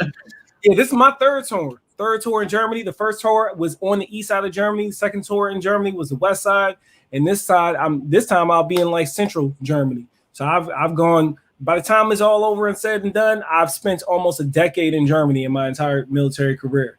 So that's where we're going. Sprechen Sie Deutsch. brush up on your Deutsch, that's where we're going. It's going down, people. So yeah, they said that will help you because I'm 5B. Yes, that's right. We'll be growing together. So that's where it's at. Now I'm gonna have to figure out what time I'm gonna drop because we're 8 hours ahead in Germany, but we're gonna make it work. I gotta figure out the lives too because I'm gonna be going to sleep. Y'all gonna be waking up. You're gonna be waking up. I'm gonna be going to sleep. So we'll make it work. We'll figure it out. My channel is Turf Therapy. You just Google, you search that in YouTube. It's gonna pop up. I promise you. Google it, Oh yeah, you can even Google it. It'll pop up. I'll drop the link for you too. Yeah, everybody. Since we maxed out on viewers in here now, yes, right. just everybody drop their link in there if you can, just so they know. And that is Turf Therapy, Farmer Q, Eco Neighbor, and I'm the brokest, Broke Farm 76. Now, and if you're interested on where I was supposed to go, I was supposed to be going to South Korea. Yeah. The sweet spot they should be watching. They have grass on base over there. Yeah, they got grass pretty much everywhere. I don't know what kind of grass it is. I'm sure it's a cool season grass, but we'll see what kind of grass I'm working with when I get to where I'm going. It'll be the grass that you got me with this right here. There you go. You got your black. I need to go check out your man. I got so many videos to catch up on. I've been busy, y'all. I've been preparing for a EDRI. It's an exercise deployment readiness, emergency deployment readiness exercise. That's what it is. I've been prepping my team to prepare for that.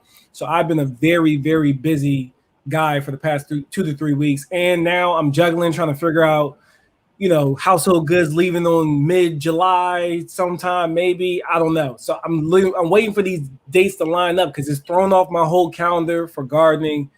But this is just how it goes. But my little brother, he's about to have a garden plus 100 because I'm gonna just drop it all on him. Y'all see him out there doing his thing, stuff. Now, before you go, Turf, make sure you drop off that wine to me, and I hold it till you get back. You hold on to the wine. He's gonna keep it warm for you. It's in good hands with Eco. I mean, you can't take it to Germany. So I can. Yes, I can. I can take it to Germany. I can ship it in my bro, can you mute yourself? Bro? Not in this conversation, buddy. Come on.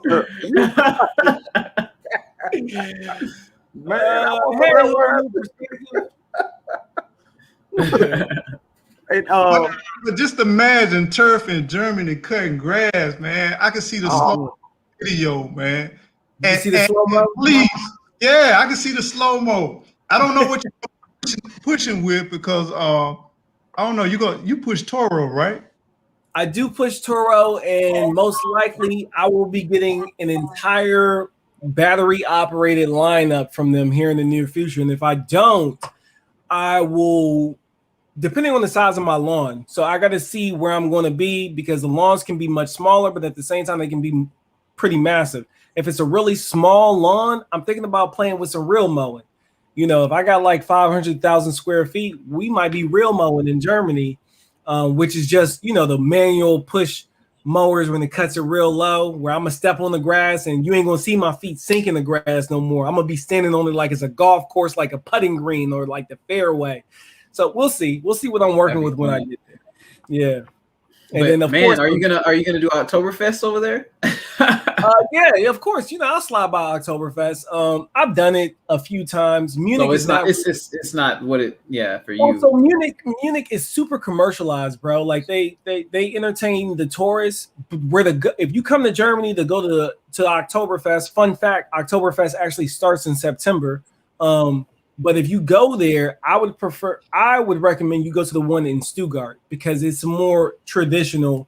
The one Yankee Sister, I don't know what the situation looks like. High possibility I will. If I'm on post, I'll still work it out. It'll be all right. Not worried. Yes.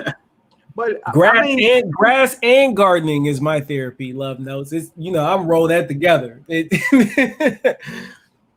Let's holler at a few more people. Sunday Backyard Farmer, welcome to the channel. Barefoot in the Garden just slid in. I was talking you up earlier. And see, Barefoot, the true family. I mean, Turk was saying nice stuff about you. I wasn't saying that nice about you, but he was. So it's cool that you dropped it. I'm just playing. And it's and it's the BA Growing Gardener in the building. I got a question for Barefoot Garden. I noticed she got barefoot. Did she actually be barefooted all throughout the garden? Because some of that wildlife and stuff, you know, I don't know, man. You want your toes sucked every now and then, so you want to kind of make sure you don't step. For real. I brought that up. I said, you got a donkey over in the fence and you barefooted. I say, you get all the love from me. All the love. If you walk outside barefooted with a donkey 10 feet away, look, I'm watching every video and I'm hitting the like button every time I step in the building. Boom. Yeah, I jumped over and subscribed to Barefoot in the Garden as soon as she started talking, to be honest, man. I like that, man. I like anyone who seems like they're on the same frequency as me. And I can tell how she was breaking things down and speaking about the composting and just using the terms that she used, the vernacular she was speaking in. That was all my language, all my frequency. Not to take anything away from who's not on my frequency. Like I told Farmer Q this, like, man, I really like you because I feel like we're on the same frequency. You don't have to be on the same frequency to communicate. But when you're like-minded and you think alike and you communicate a lot alike, then you know that's in there. So I really liked that you brought her to the channel and introduced her to me, bro, because I had no idea she even existed. This is a big world here on YouTube, so I appreciate that. I like it. And I'm gonna be straight up. Like, I'm not gonna act like I was already over there or nothing, but like, yeah, like she actually has come to my channel and shown love and everything, but I need to go over to her channel and show love and everything because I've been meaning to, but you know, life and everything. Y'all know my water pump went out of my truck and I've been dealing with that. So I had to deal with that and everything. So what you got? But Chevy? I got a Chevy Silverado. Hey, what you trying to throw shade or something? Wait a minute. I got caught in the wind a little bit. You caught me in the drift a little bit. Hey, Eco, he just jumped back in the car real quick and stabbed her. Hey, you know, he was flying high and all of a sudden he's like, hey, wait. Bro, it was like a downdraft pulled me out the sky a little bit. I went from 10,000 feet to 8,000 feet real quick. Oh my goodness. But I mean, for the record, I dropped forward, Drew. Okay, so I see what territory I'm in right now then. I see. Forward. I'm gonna drink this tea over here. He ain't even gonna say what he's supporting. He just gonna pull me down. He said, "I whip an act. I don't need no. Nah, I'm gonna get a truck, but I ain't getting no Chevy. I'm just gonna...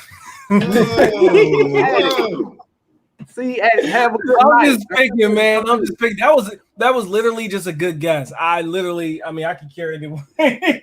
No. It sounds like a little more than a guess.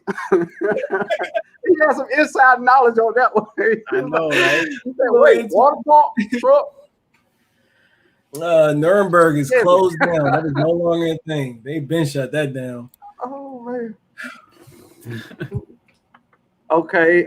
Thanks for hipping. Oh man, I will jack that up. Thanks for hipping me to another great channel at Broke Farm 76. Now, and you know what? I sit back and I wonder sometimes, how do I meet certain channels? So I've been trying to backtrack, but I'm lost on the backtrack to Barefoot Garden. I think she just came up in my recommended. And the first thing when I saw the name, I wanted to know, was she barefoot for real? So the first video, and I'm gonna say that she was not barefooted. She had on some kind of boots or either crop. I was like, I don't know about this. False advertising. False advertising. But I watched the next video and she was barefooted with the donkey in the same clip. So I said, oh shoot. She is gangster with it. So I subscribed right off the bat. She connected to the earth through the soles of her feet. Dude, there's a lot of science behind that, man. Like grounding, getting out there and putting your hands in the soil, putting your feet in the soil for that grounding effect. Like I've read a lot of articles on that, and it seems like there's a lot of logic to it. And I spend a lot of time outside, and I spend a lot of time not sick. Like I rarely get sick, and when I do get sick, it's like serious, you know. So there might be some logic to that. I don't mind. Like I may be a you, but I grew up every summer. I spent every summer in the South. Y'all know how that ground. I was about to say, y'all know how Eco Neighbor keeping the good looks on his age though, right, man? Y'all heard about, you know how they say mud baths. He be getting in the raised beds. He tells Bro Farmer to get the wheelbarrow to just come and cover him up. He lays in the raised bed. It's a nice deep raised bed. And he gets the wheelbarrow and just sits in there and just covers it up. So that's how they met. They ain't meet on YouTube. They was just passing by. Hey, I'm gonna lay in this raised bed over here. Just get the wheelbarrow. I'm gonna tote this over here. I got the compost. I need you to just put this on me right now. I don't know how I feel about that, Q. You talking about bed? You talking about bed, dirt, and laying in it? I don't know. Yeah. His head was sticking up. He was just smiling. Oh, y'all are funny to me. Look. If don't nobody in the chat enjoy this, I'm enjoying it. I'm having 100% ball. Having a daggone good time. Hey, nothing but love. That ground is real, man. Out there, I feel, and from day one, right? And maybe I discovered it on accident because if you've heard my story, I struggled a lot. I went outside, I played in the soil all day, and then I had the best sleep of my life, and I just genuinely felt better, right? Inside. And I believe there's something to it. When you see me out there walking around, I'm not doing that for the gram with my bare feet. No, that's how I was doing it. And I was just like, oh, this would make a pretty good clip. Let me just go ahead and record it. Boom. And I recorded it on the fly. No, that's me. I get home. I don't even come in the house half the time. I go straight in the garden and I just start doing stuff, man. Garden and lawn. I go out there and I start doing stuff. So get out there and test the theory. If you feel better, don't care what nobody's saying. Just keep on feeling better. So, hey. And BB Glow said something about there are actually therapies with dealing and grounding, including sleeping on the raw ground. No, I ain't sleeping on no raw ground. You felt the ground? Ground is hard. What mug? Well, if you got that loan, bro, if you got the loan, I was just talking about the raised beds, man. You got the perfect raised bed texture. It's probably comfortable to sleep in that raised bed. No, there's bugs in that grass. Stop it. Bugs. No one wants to sleep on the. I'll go ahead and take a picture for you. You know, it's bugs. It's massive amount of microbes and literal creepy crawlies. So you don't want no beneficial microbes in your ear canal. You don't want none of that. No, I do not. Absolutely not. If it's going to help me with my partially ruptured eardrum, sure. But you're gonna wake up. All the earwax in your ear gonna be completely gone. You'll be like, why do I hear so well in the morning? You show me a study that proves that, and I'm going out my lawn tomorrow night. What? Yeah, things turf is a lifestyle, is not for show at all. Exactly. Yeah, it's a lifestyle. I wasn't thinking it was for show, barefoot. I'm just saying, when you get with such a strong name. Oh yeah, you better be barefoot. You gotta be barefoot in 2/3 of your videos, hands down. If you at home with a name like that, you gotta be barefoot in 2/3 of your videos, or it's fake news. I'm calling it fake news, hands off the time. I mean, my name is Broke Farmer 76. He ain't broke. I'm broke. He ain't broke. If you pan around in my driveway and I gotta a bro, look. He said, bro, you got Lexus? No. He said, moving on. Bro got a Lexus. BB Glow, OMG. Bro said he had a Lexus. I'm holding on to that one. He drive a Ford to work, but mama in a Lexus. That's what he said. BB Glow said, OMG, you scared of bugs. And look, this family now, so you gotta pronounce it how family talk to you. OMG, you scared of bugs? Bugs don't bother you as long as you keep ears covered. I have earmuffs for you, Turf. I got you. FYI, you got You got Phantom adopted by me. What about your crevices? The crevasses. What about them? It seems like boys always find the What you call it? The crevasses. What about the crevasses, y'all?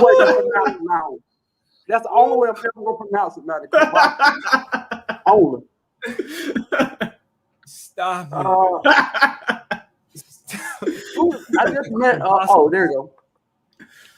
Toya Star 1. Hello, Hey, what's everybody. How you doing? How you doing? But That's I mean, hey, bro, can you post Hood 51 comment? Put that up. Hood 51. I keep missing You can't find it. Yeah. I can't find it. Broke is like them people that be in New York talking about can they have some change? And they walk around the corner. They pull off. Hey, look. He pulled off the what was it? It was the You pull off a peacoat. No, not the my man from the Matrix. Oh, what is the name of that series? John Wick. You know, he was the king of the underworld, and then he walked in there, he peeled off his little homeless coat, had his silk robe on. That's broke, right there. running the underworld of spies. Broke got y'all. He got me fooled. Broke ain't got me. Broke is a way of living. Let's start there. Broke to me is a certain financial goal. So if I hit that financial goal, I'm broke. I'm gonna be broke till I hit that number. And I'm not gonna say the number. Lady Sharon said, go ahead. I was gonna say, so it looked like a couple people trying to come for me because I don't want bugs in my ears and whatnot. Listen, I will do that, and I will do it with the best of them if I have to. I'm not choosing to do that stuff because I don't have to. The one thing the military will do, it will ruin camping for you. I can camp very well. I need a poncho, some sticks, and a nice shaded tree, and I'm good to go, right? But because I have to do that for work, and I've had to do that in real life, I choose not to do that for fun. That is not fun for me. It really takes me to a place, and I just start thinking of other stuff. It keeps me distracted. I wish I can enjoy camping like everybody does, but I don't. My brain goes somewhere else. So I wish it does, but it don't. But I can deal with some bugs. I just choose not to. Let me holler. So you're a day trip. You're a day trip camper. Like you're the camper that likes to show up at the campsite at like 5 a.m. and then leave by 5 p.m. Yeah, I mean, I can stay all night, but I'm just not going to be roughing it. Like, I'm going to show up and I'm going to be extra. I'm going to be the guy that shows up with the solar panels. I got all types of cooking utensils. It's called car camping. Like, you know what I mean? Like, I'm showing up prepared. Now, that's glamping, ain't it? I could do it without it, but nah. I want amenities. I want sinks. I don't want to do none of that's fun for me. It's just me. I'm sorry. I feel you though, Turf. I feel you. Unicorn Lady Tech. All right, glad to have you in here. At home with Sharif. Wonderful to have you in here. I think that's everybody. Oh, and Josie B. Glad to have you in here. You know, to Turf's point, right, clamping. Let's clamp. To Turf's point about that though, like I remember when I was younger and this was before I'd actually started going camping, but we would go to these state parks. We would show up at like 5 a.m. We would fish all day. We would like ride four-wheeler. We would do whatever. We would just hang out all day. And then we would go home at the afternoon, and then I remember all the kids would just play games or whatever. That was like the best memories to me, right? We didn't spend the night because back then I didn't really care for outside when I was real little like that. But I thought it was so cool that we would go fishing and enjoy outdoors, and then be like, bye-bye, y'all.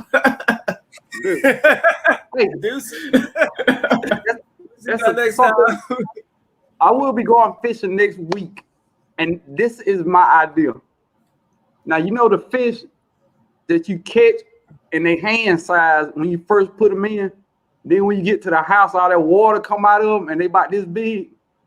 Now, I'm thinking about taking all those, putting them in my around my fruit trees, covering them up with coffee to keep the smell out of the air. Because I saw drug dealer movies where they took coffee and covered up the drugs, and they couldn't smell it. So if I put coffee grind on top of the fish and bury it, then animals won't come get it. I just want to take a minute to give y'all some imagery for a second. All right, our brother Broke Farmer is watching a movie, and he sees a scene about some drugs being covered up by coffee grounds. And in our brother's mind, he has a light bulb come up, and it says, "Oh man, I think that I can use this for my garden, y'all." And I think that's just brilliant. That's amazing. I love it. To me, everything come back to gardening. If I could be at a yard sale and I could see the weirdest thing there. I can see some gutters, and I would think, man, I could plant some strawberries in there if I put some holes in the bottom of it. So everything come back to gardening. I really got a problem, but I'm working on it. Kind of, not really. It's passion, bro. It's passion. I always tied into the garden. I threw all my fish parts away. I don't need those cats. Put some coffee grinds over it. Put some coffee grinds. If it cover up drug smell, he's advocating for this full force right now. I'm gonna do it. It's got to work. I'll tell you what. I caught some catfish one time, and I buried it in my backyard. And I buried it kind of deep, but my dogs got to it. I didn't put coffee grounds over it, so that might have been my one thing that I did wrong. Yep, that's because all drug dealer movies can't be wrong. Somebody look, if you make a big movie, then they pay people to do research for the facts of the movie, so the movie is more realistic. So if coffee grinds didn't kill the smell of drugs, they couldn't do it because somebody got paid to make sure that worked. You kind of draw me to your logic. I'm like, huh. Lady Cheryl said, I go camping every year, went twice with my sons during the pandemic. I love nature. I bet that was awesome. That's something I got to get back to doing, man, because before I was gardening, I fished all the time and we fished deep in the woods. And now when I go fishing, I'm walking through the woods, I'm going to be looking for plants and stuff like wild fig trees and wild pecan trees. And I'm gonna have my garden shears in there. And I'm gonna be taking cuts in the woods. You gonna end up putting some kudzu vine in your yard or something. It's gonna take over your whole garden. I don't know. Then they have to get a goat. I thought about that. Really. BB Glow said caffeine does scramble the sensor for bugs and animals. It can be used as a deterrent. It broke Farmer 76. See, I don't have a lot of science behind it, but I got weird country instincts that's starting to kick in on this subject now. I just need somebody to make it sound better so I can use that. I caged around my fruit trees with metal hardwire. My dog didn't bother it. Okay. Uh-oh. That's not true, bro. They made it up. LOL. Oh my God. Love Notes. There you go with these facts, Love Notes. How come when you say something that is kind of wrong in your head, then somebody come and say, yeah, that's definitely wrong. You're like, oh man, God. But yeah, I'm gonna try it once. Let me hit one more. Do drugs really have a smell though? Yes. Bro, can you tell us how you know? Dude, look, it's our job to answer questions, right? And that question I had the answer to it. Yes. Okay. Well, I don't know what else I'm supposed to say about it. All right. Little note say you got to dig real deep. The coffee grind is not gonna mask that smell. So what if I dug real deep and then put the coffee grind on top of the soil? There you go. I'm gonna make this make sense. Now somebody put their hand up in the comments. Latasha Hauser. Welcome to the building. You got your hand up. What's your question? Oh, I you think she already got it at said- the bottom. She think might she have just- been waving. Oh, I thought she had. Hey, what? I watched Danae's backyard, and she was saying her plant was on the struggle bus. I'm on the struggle bus tonight because I thought they were raising their hand to ask a question. Straight struggle bus. Sorry though. Okay. Sprinkle cayenne, and that's something else I keep hearing about. People using cayenne pepper to keep bugs out, to keep animals out.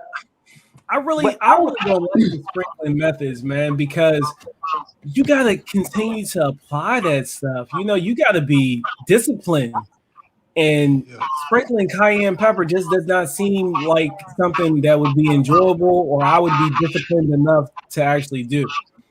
That's just me, which is why I never recommend it. I'm like, hey, if it worked for you, cool, but I'm not that disciplined to go out there and sprinkle peppers. And see, in my area, it rains every afternoon, at least once a day. Oh yeah, in Florida, that's a no-go. Yeah. I'm going to try unused. Read it out loud, Turk. Oh, okay. I'm going to try unused coffee grounds. I heard that it works better than brewed coffee grains. I also heard it helps with bugs. Use them for what? To keep stuff away? That's really acidic, ain't it? Yeah. So I would be careful with that. Only because when we run the water through the coffee, you are putting it in a state that is appeasing to the plants. Ground up raw coffee grounds can be used, but be careful because they're super hot.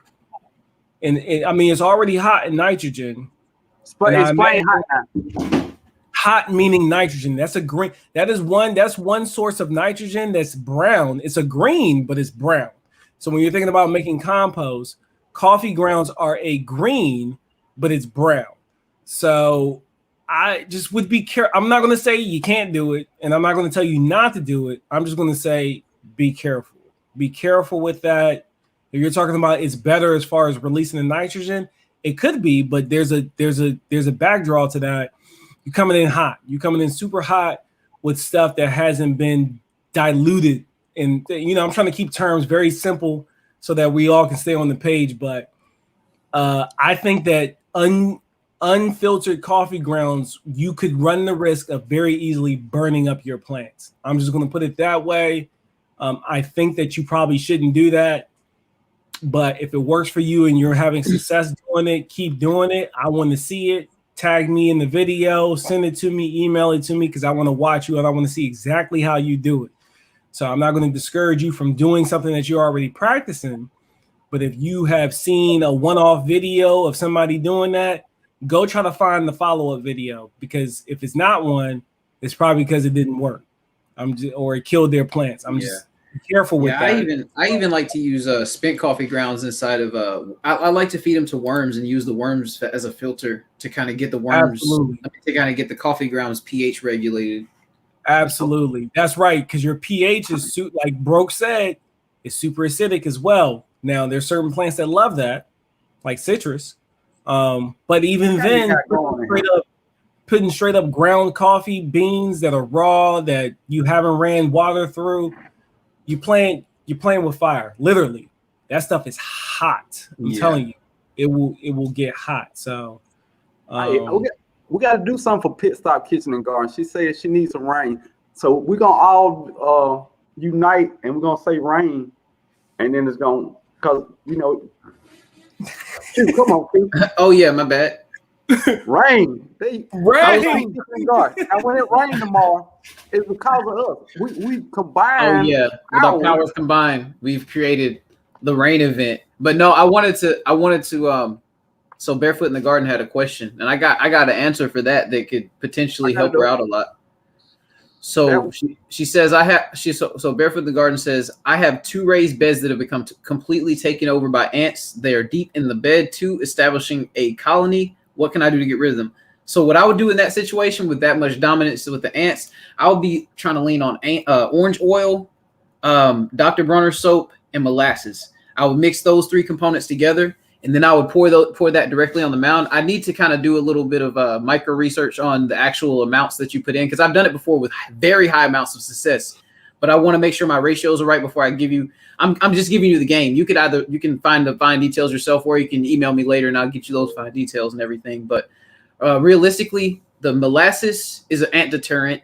The orange oil literally deters and kills the ants on contact. And then the dish soap, or like the Dr. Bronner's soap mixed into it, is the surfactant, which will make their bodies die upon contact. So you have a 3-stage killer that won't harm your plants at all if you put them in the right ratio.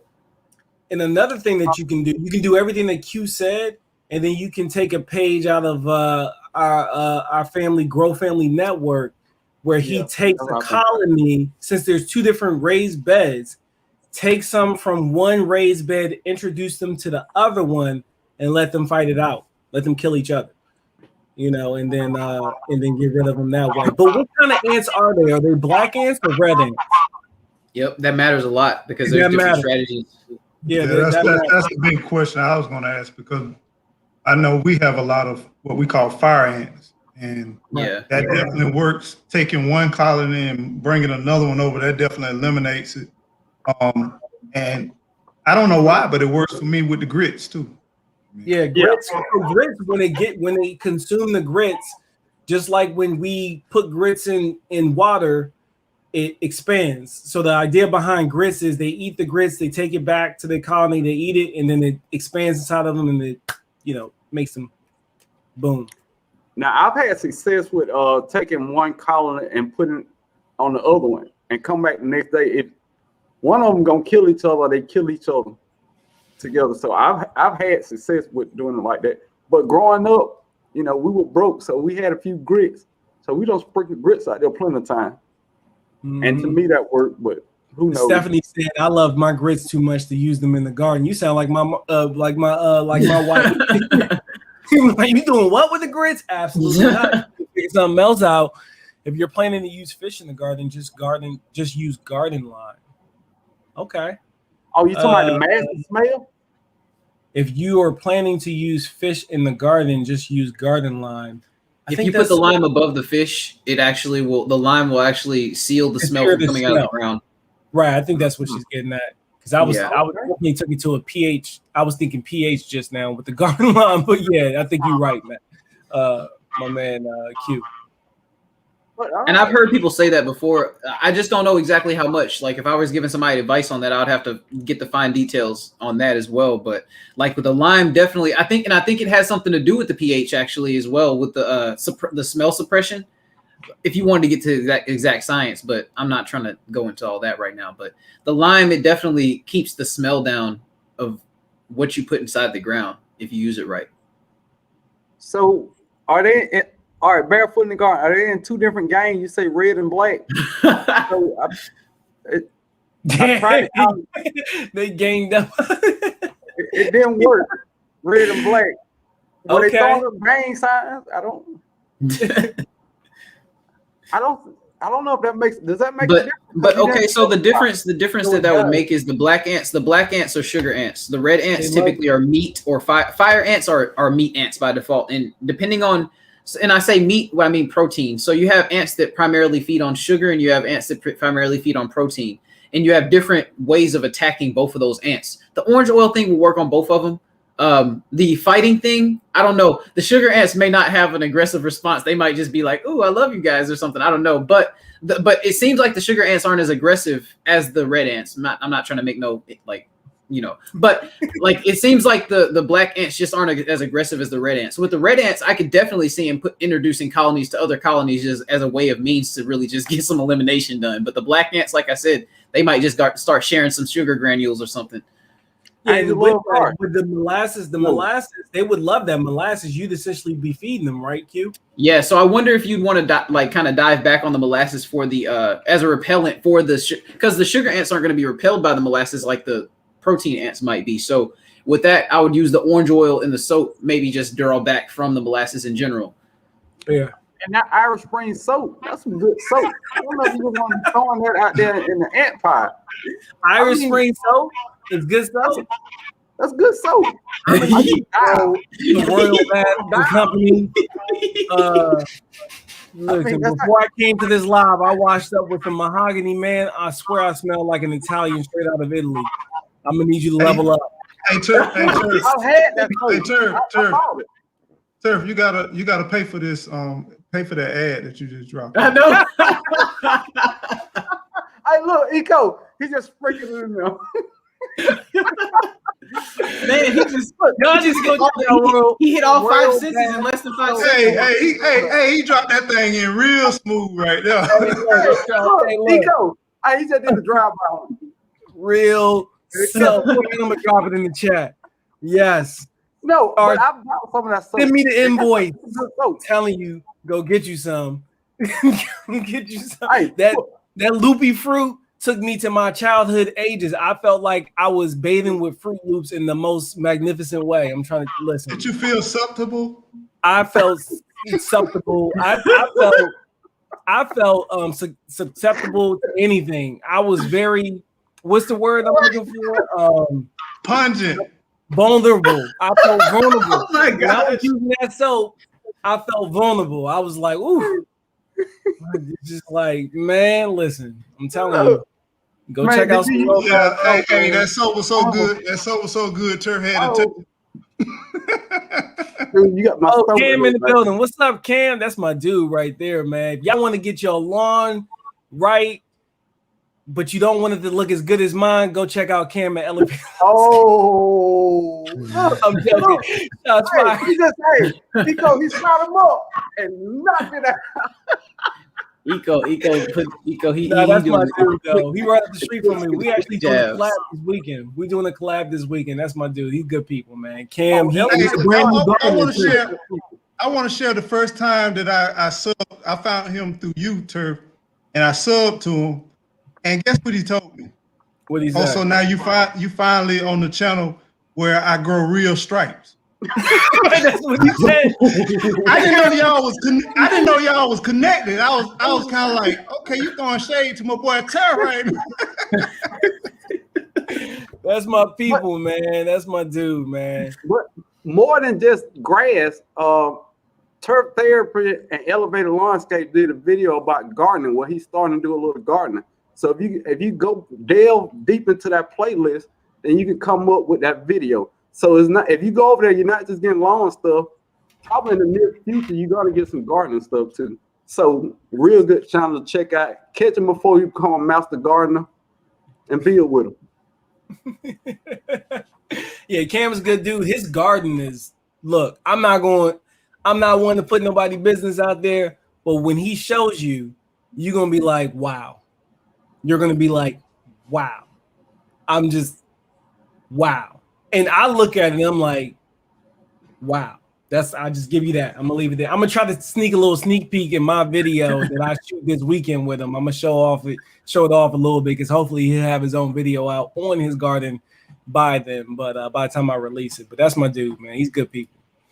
Sir Lewin, Led just left. He was in here listening to it. Yeah, what are you talking about? The grass part?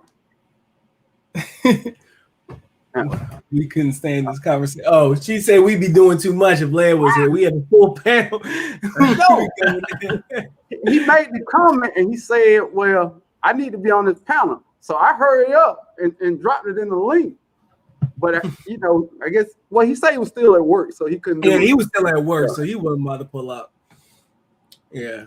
He out there making sure everybody get their checks. Hey, look, wait a minute. Them grocery, is that a new picture? I've never seen it at this size before. Is that Predator? Yeah, that's the old Predator. Okay. He said, ain't nothing wrong with healthy competition. Sure ain't. Ain't nothing wrong with And if you want to check out Elevator Landscapes, I dropped the link. yeah, I'll pull it up. it's in there. No, You got Nick something in your got it in throat, there. bro? yeah. Man, go ahead. No, it's dropped because I've been doing all the laughing that y'all care. All right. Just be some my lawn looks like wow, but not in a good way. Oh Well, man. Is that a question? I mean, what? You can bounce back if you really want it. You ain't got to complicate it. And if you're a female, I'm gonna give another little plug if you don't mind. If you're a female and you're like, oh, I don't want to watch these men doing their lawn care, it's easy. You make it look easy. I need you to go check out my family, PJ, over at Girls Lawn, and she gonna put all that to rest because she's out there crushing it. Got her 2 little beautiful twins and doing her thing. Turf, you a fool, bro. Turf is good people. Yeah. So yeah, that's all I got on that. PJ, I'll drop her link in the chat too. If y'all don't mind. And Coach Douglas in here said, I still need to hit you up on some lawn help. Check him out. Shoot him an email. I'm his agent now. Shoot him an email. But, hold on, he's running fast. I'm just trying. Geez, why is it moving so fast? Okay, that's what I was looking for. Callie homesteading with Pooh Bear. Pooh Bear. Hey, family, look. I get caught up in names. I mean, before anything else, the name draw me to a channel. And I would definitely remember this. Callie homesteading with Pooh Bear. Hey, glad to have you in here. I'm caught up. I can go back and hit a question or two up here. Is there anything y'all want? Whoa, we over the two hour mark. Is there anything y'all want to say? We've been on here that long? Huh? I said we've been on here that long. It didn't even feel like 2 hours. Yeah, I just looked over this 2 hours. And we're gonna max it out at 2 hours and 30 minutes. I know Eco got some business in the handle. Eco ain't got no job, man. Eco like Tommy. He just be making it look like he going and coming somewhere all the time. I'm trying to tell y'all, Eco does not have a job. He's just like my left cheek just hurt. That's it. I got a pivot. He got a pivot. I know mine is, dude. Every now and then you see me do this. I'm like, oh my goodness. But bro, you know you be on live for about 4 or 5 hours. No, I'm not excited. Two, I'm through. I ain't got enough meat mass to hold up all these bones. You know what I mean? Yeah. I don't know if that's a word, meat mass, but I said it. So, in closing, of course, thank y'all for showing up. I like to call this a third segment of the live. You got the beginning, the middle, and the end. So once again, your name's not up there. Let people know who you are. Just let them know your name and your channel. Yankee Sister, see you later. I'm Turf. Turf Therapy. Oh, people call me Turf. Yeah, I'm cool with that. Farmer Q, Lion Crest Outdoors. Eco neighbor. Grow. Hey, Q gotta keep them dreads fresh, y'all. He got his dreads twisted freshly. It was been like 2 weeks. He trying to keep them things laid. Every time I see him, he got them things wrapped up. Man, I be having my roots hidden though, man. My roots fuzzy, man. My roots be fuzzy. Good, it's because my hair grows real fast, and it just fuzzes up real quick, and I sweat a lot because I work a lot. Same thing here. You see? Hey man, killing it with the lock game, Eco. Look on point with it. I gotta put my do-rag on in the middle. They used to call me Dread Man. I'm gonna give me some locks when I get out. I'm locking it up when I get out. All right, look, if I lock it up, I'm gonna lock it, left. It ain't even possible. If I grow my locks, it'll be like square foot gardening. He said it's gonna be like square foot gardening. You got my chest hurt. But look, this was great. We finna wind it down very slowly. So if it's anything in the chat that y'all got left to say, go ahead and say it to these garden super friends of mine. And Juice and Jay is in the building. You're a little late, but I'm glad to have you here, Jay. What's up? So if y'all got anything left to say to these wonderful guys, go ahead and put them in there. Hey, Shirley Weems did. Was it Shirley Weems in the chat? She did ask about, do we have any advice on groundhog deterrent?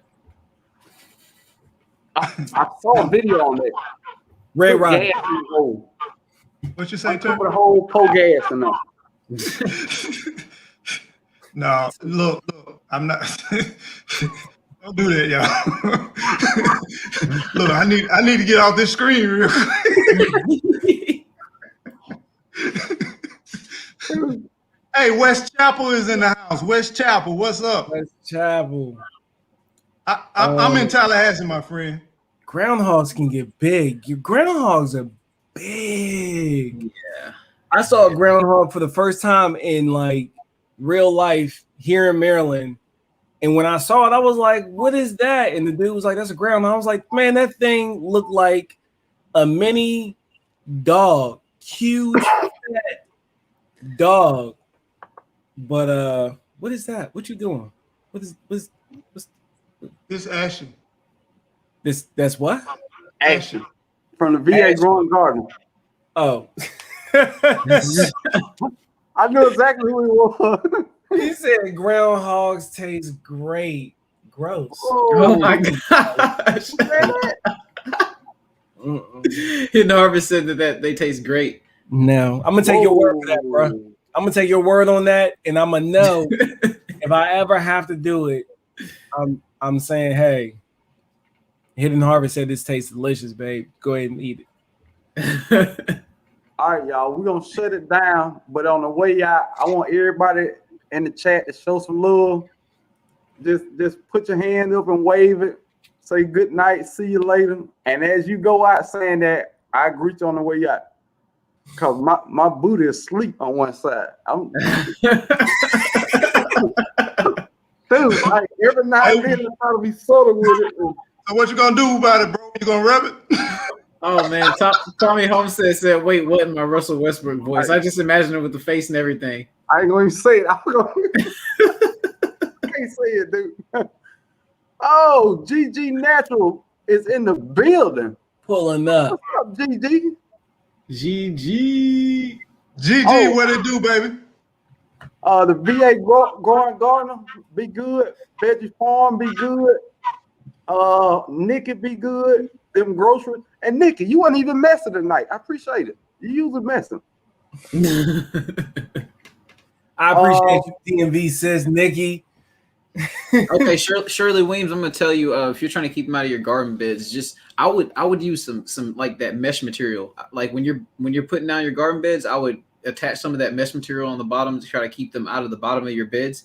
But outside of your whole yard, like I really don't know any solutions. They're beasts. Groundhogs are beasts. They really are. Red Rider. Yeah, real right. I'm with Turf. At home with Cherie, have a good night. The Sweet Spot, have a good night. Sunny Backyard Gardener, have a good night. GG, I mean, did I say that right? Yeah, you said it right. Yeah, that was GG. Yeah, y'all, I thought I was tripping. Laura Sanford, be good. BB Globe, be good. Be good, everyone. Aunt T, be good. And y'all, any last thing, and we gonna ride out. Bro, you be This is a trying to get story them 2 hours and 30 minutes on the head, don't you? Of a lovely lady who was raising up two very girls. I don't know why the song came to my head. I don't know, dude. You stuck But on now we really do like the Brady Bunch.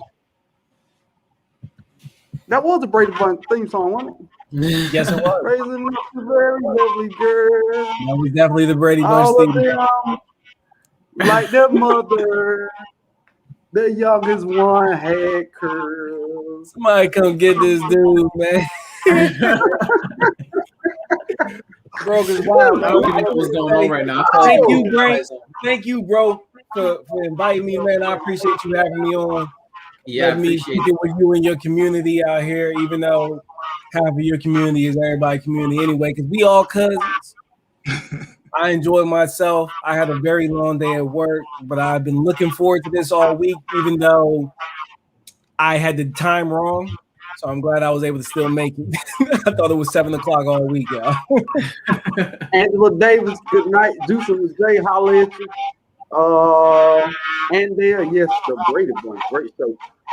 Indiana Backyard Gardeners, growing with Dunning, everybody them out. And look at y'all, hey, Gardner Super Friends. Enjoy it. I'll see y'all later.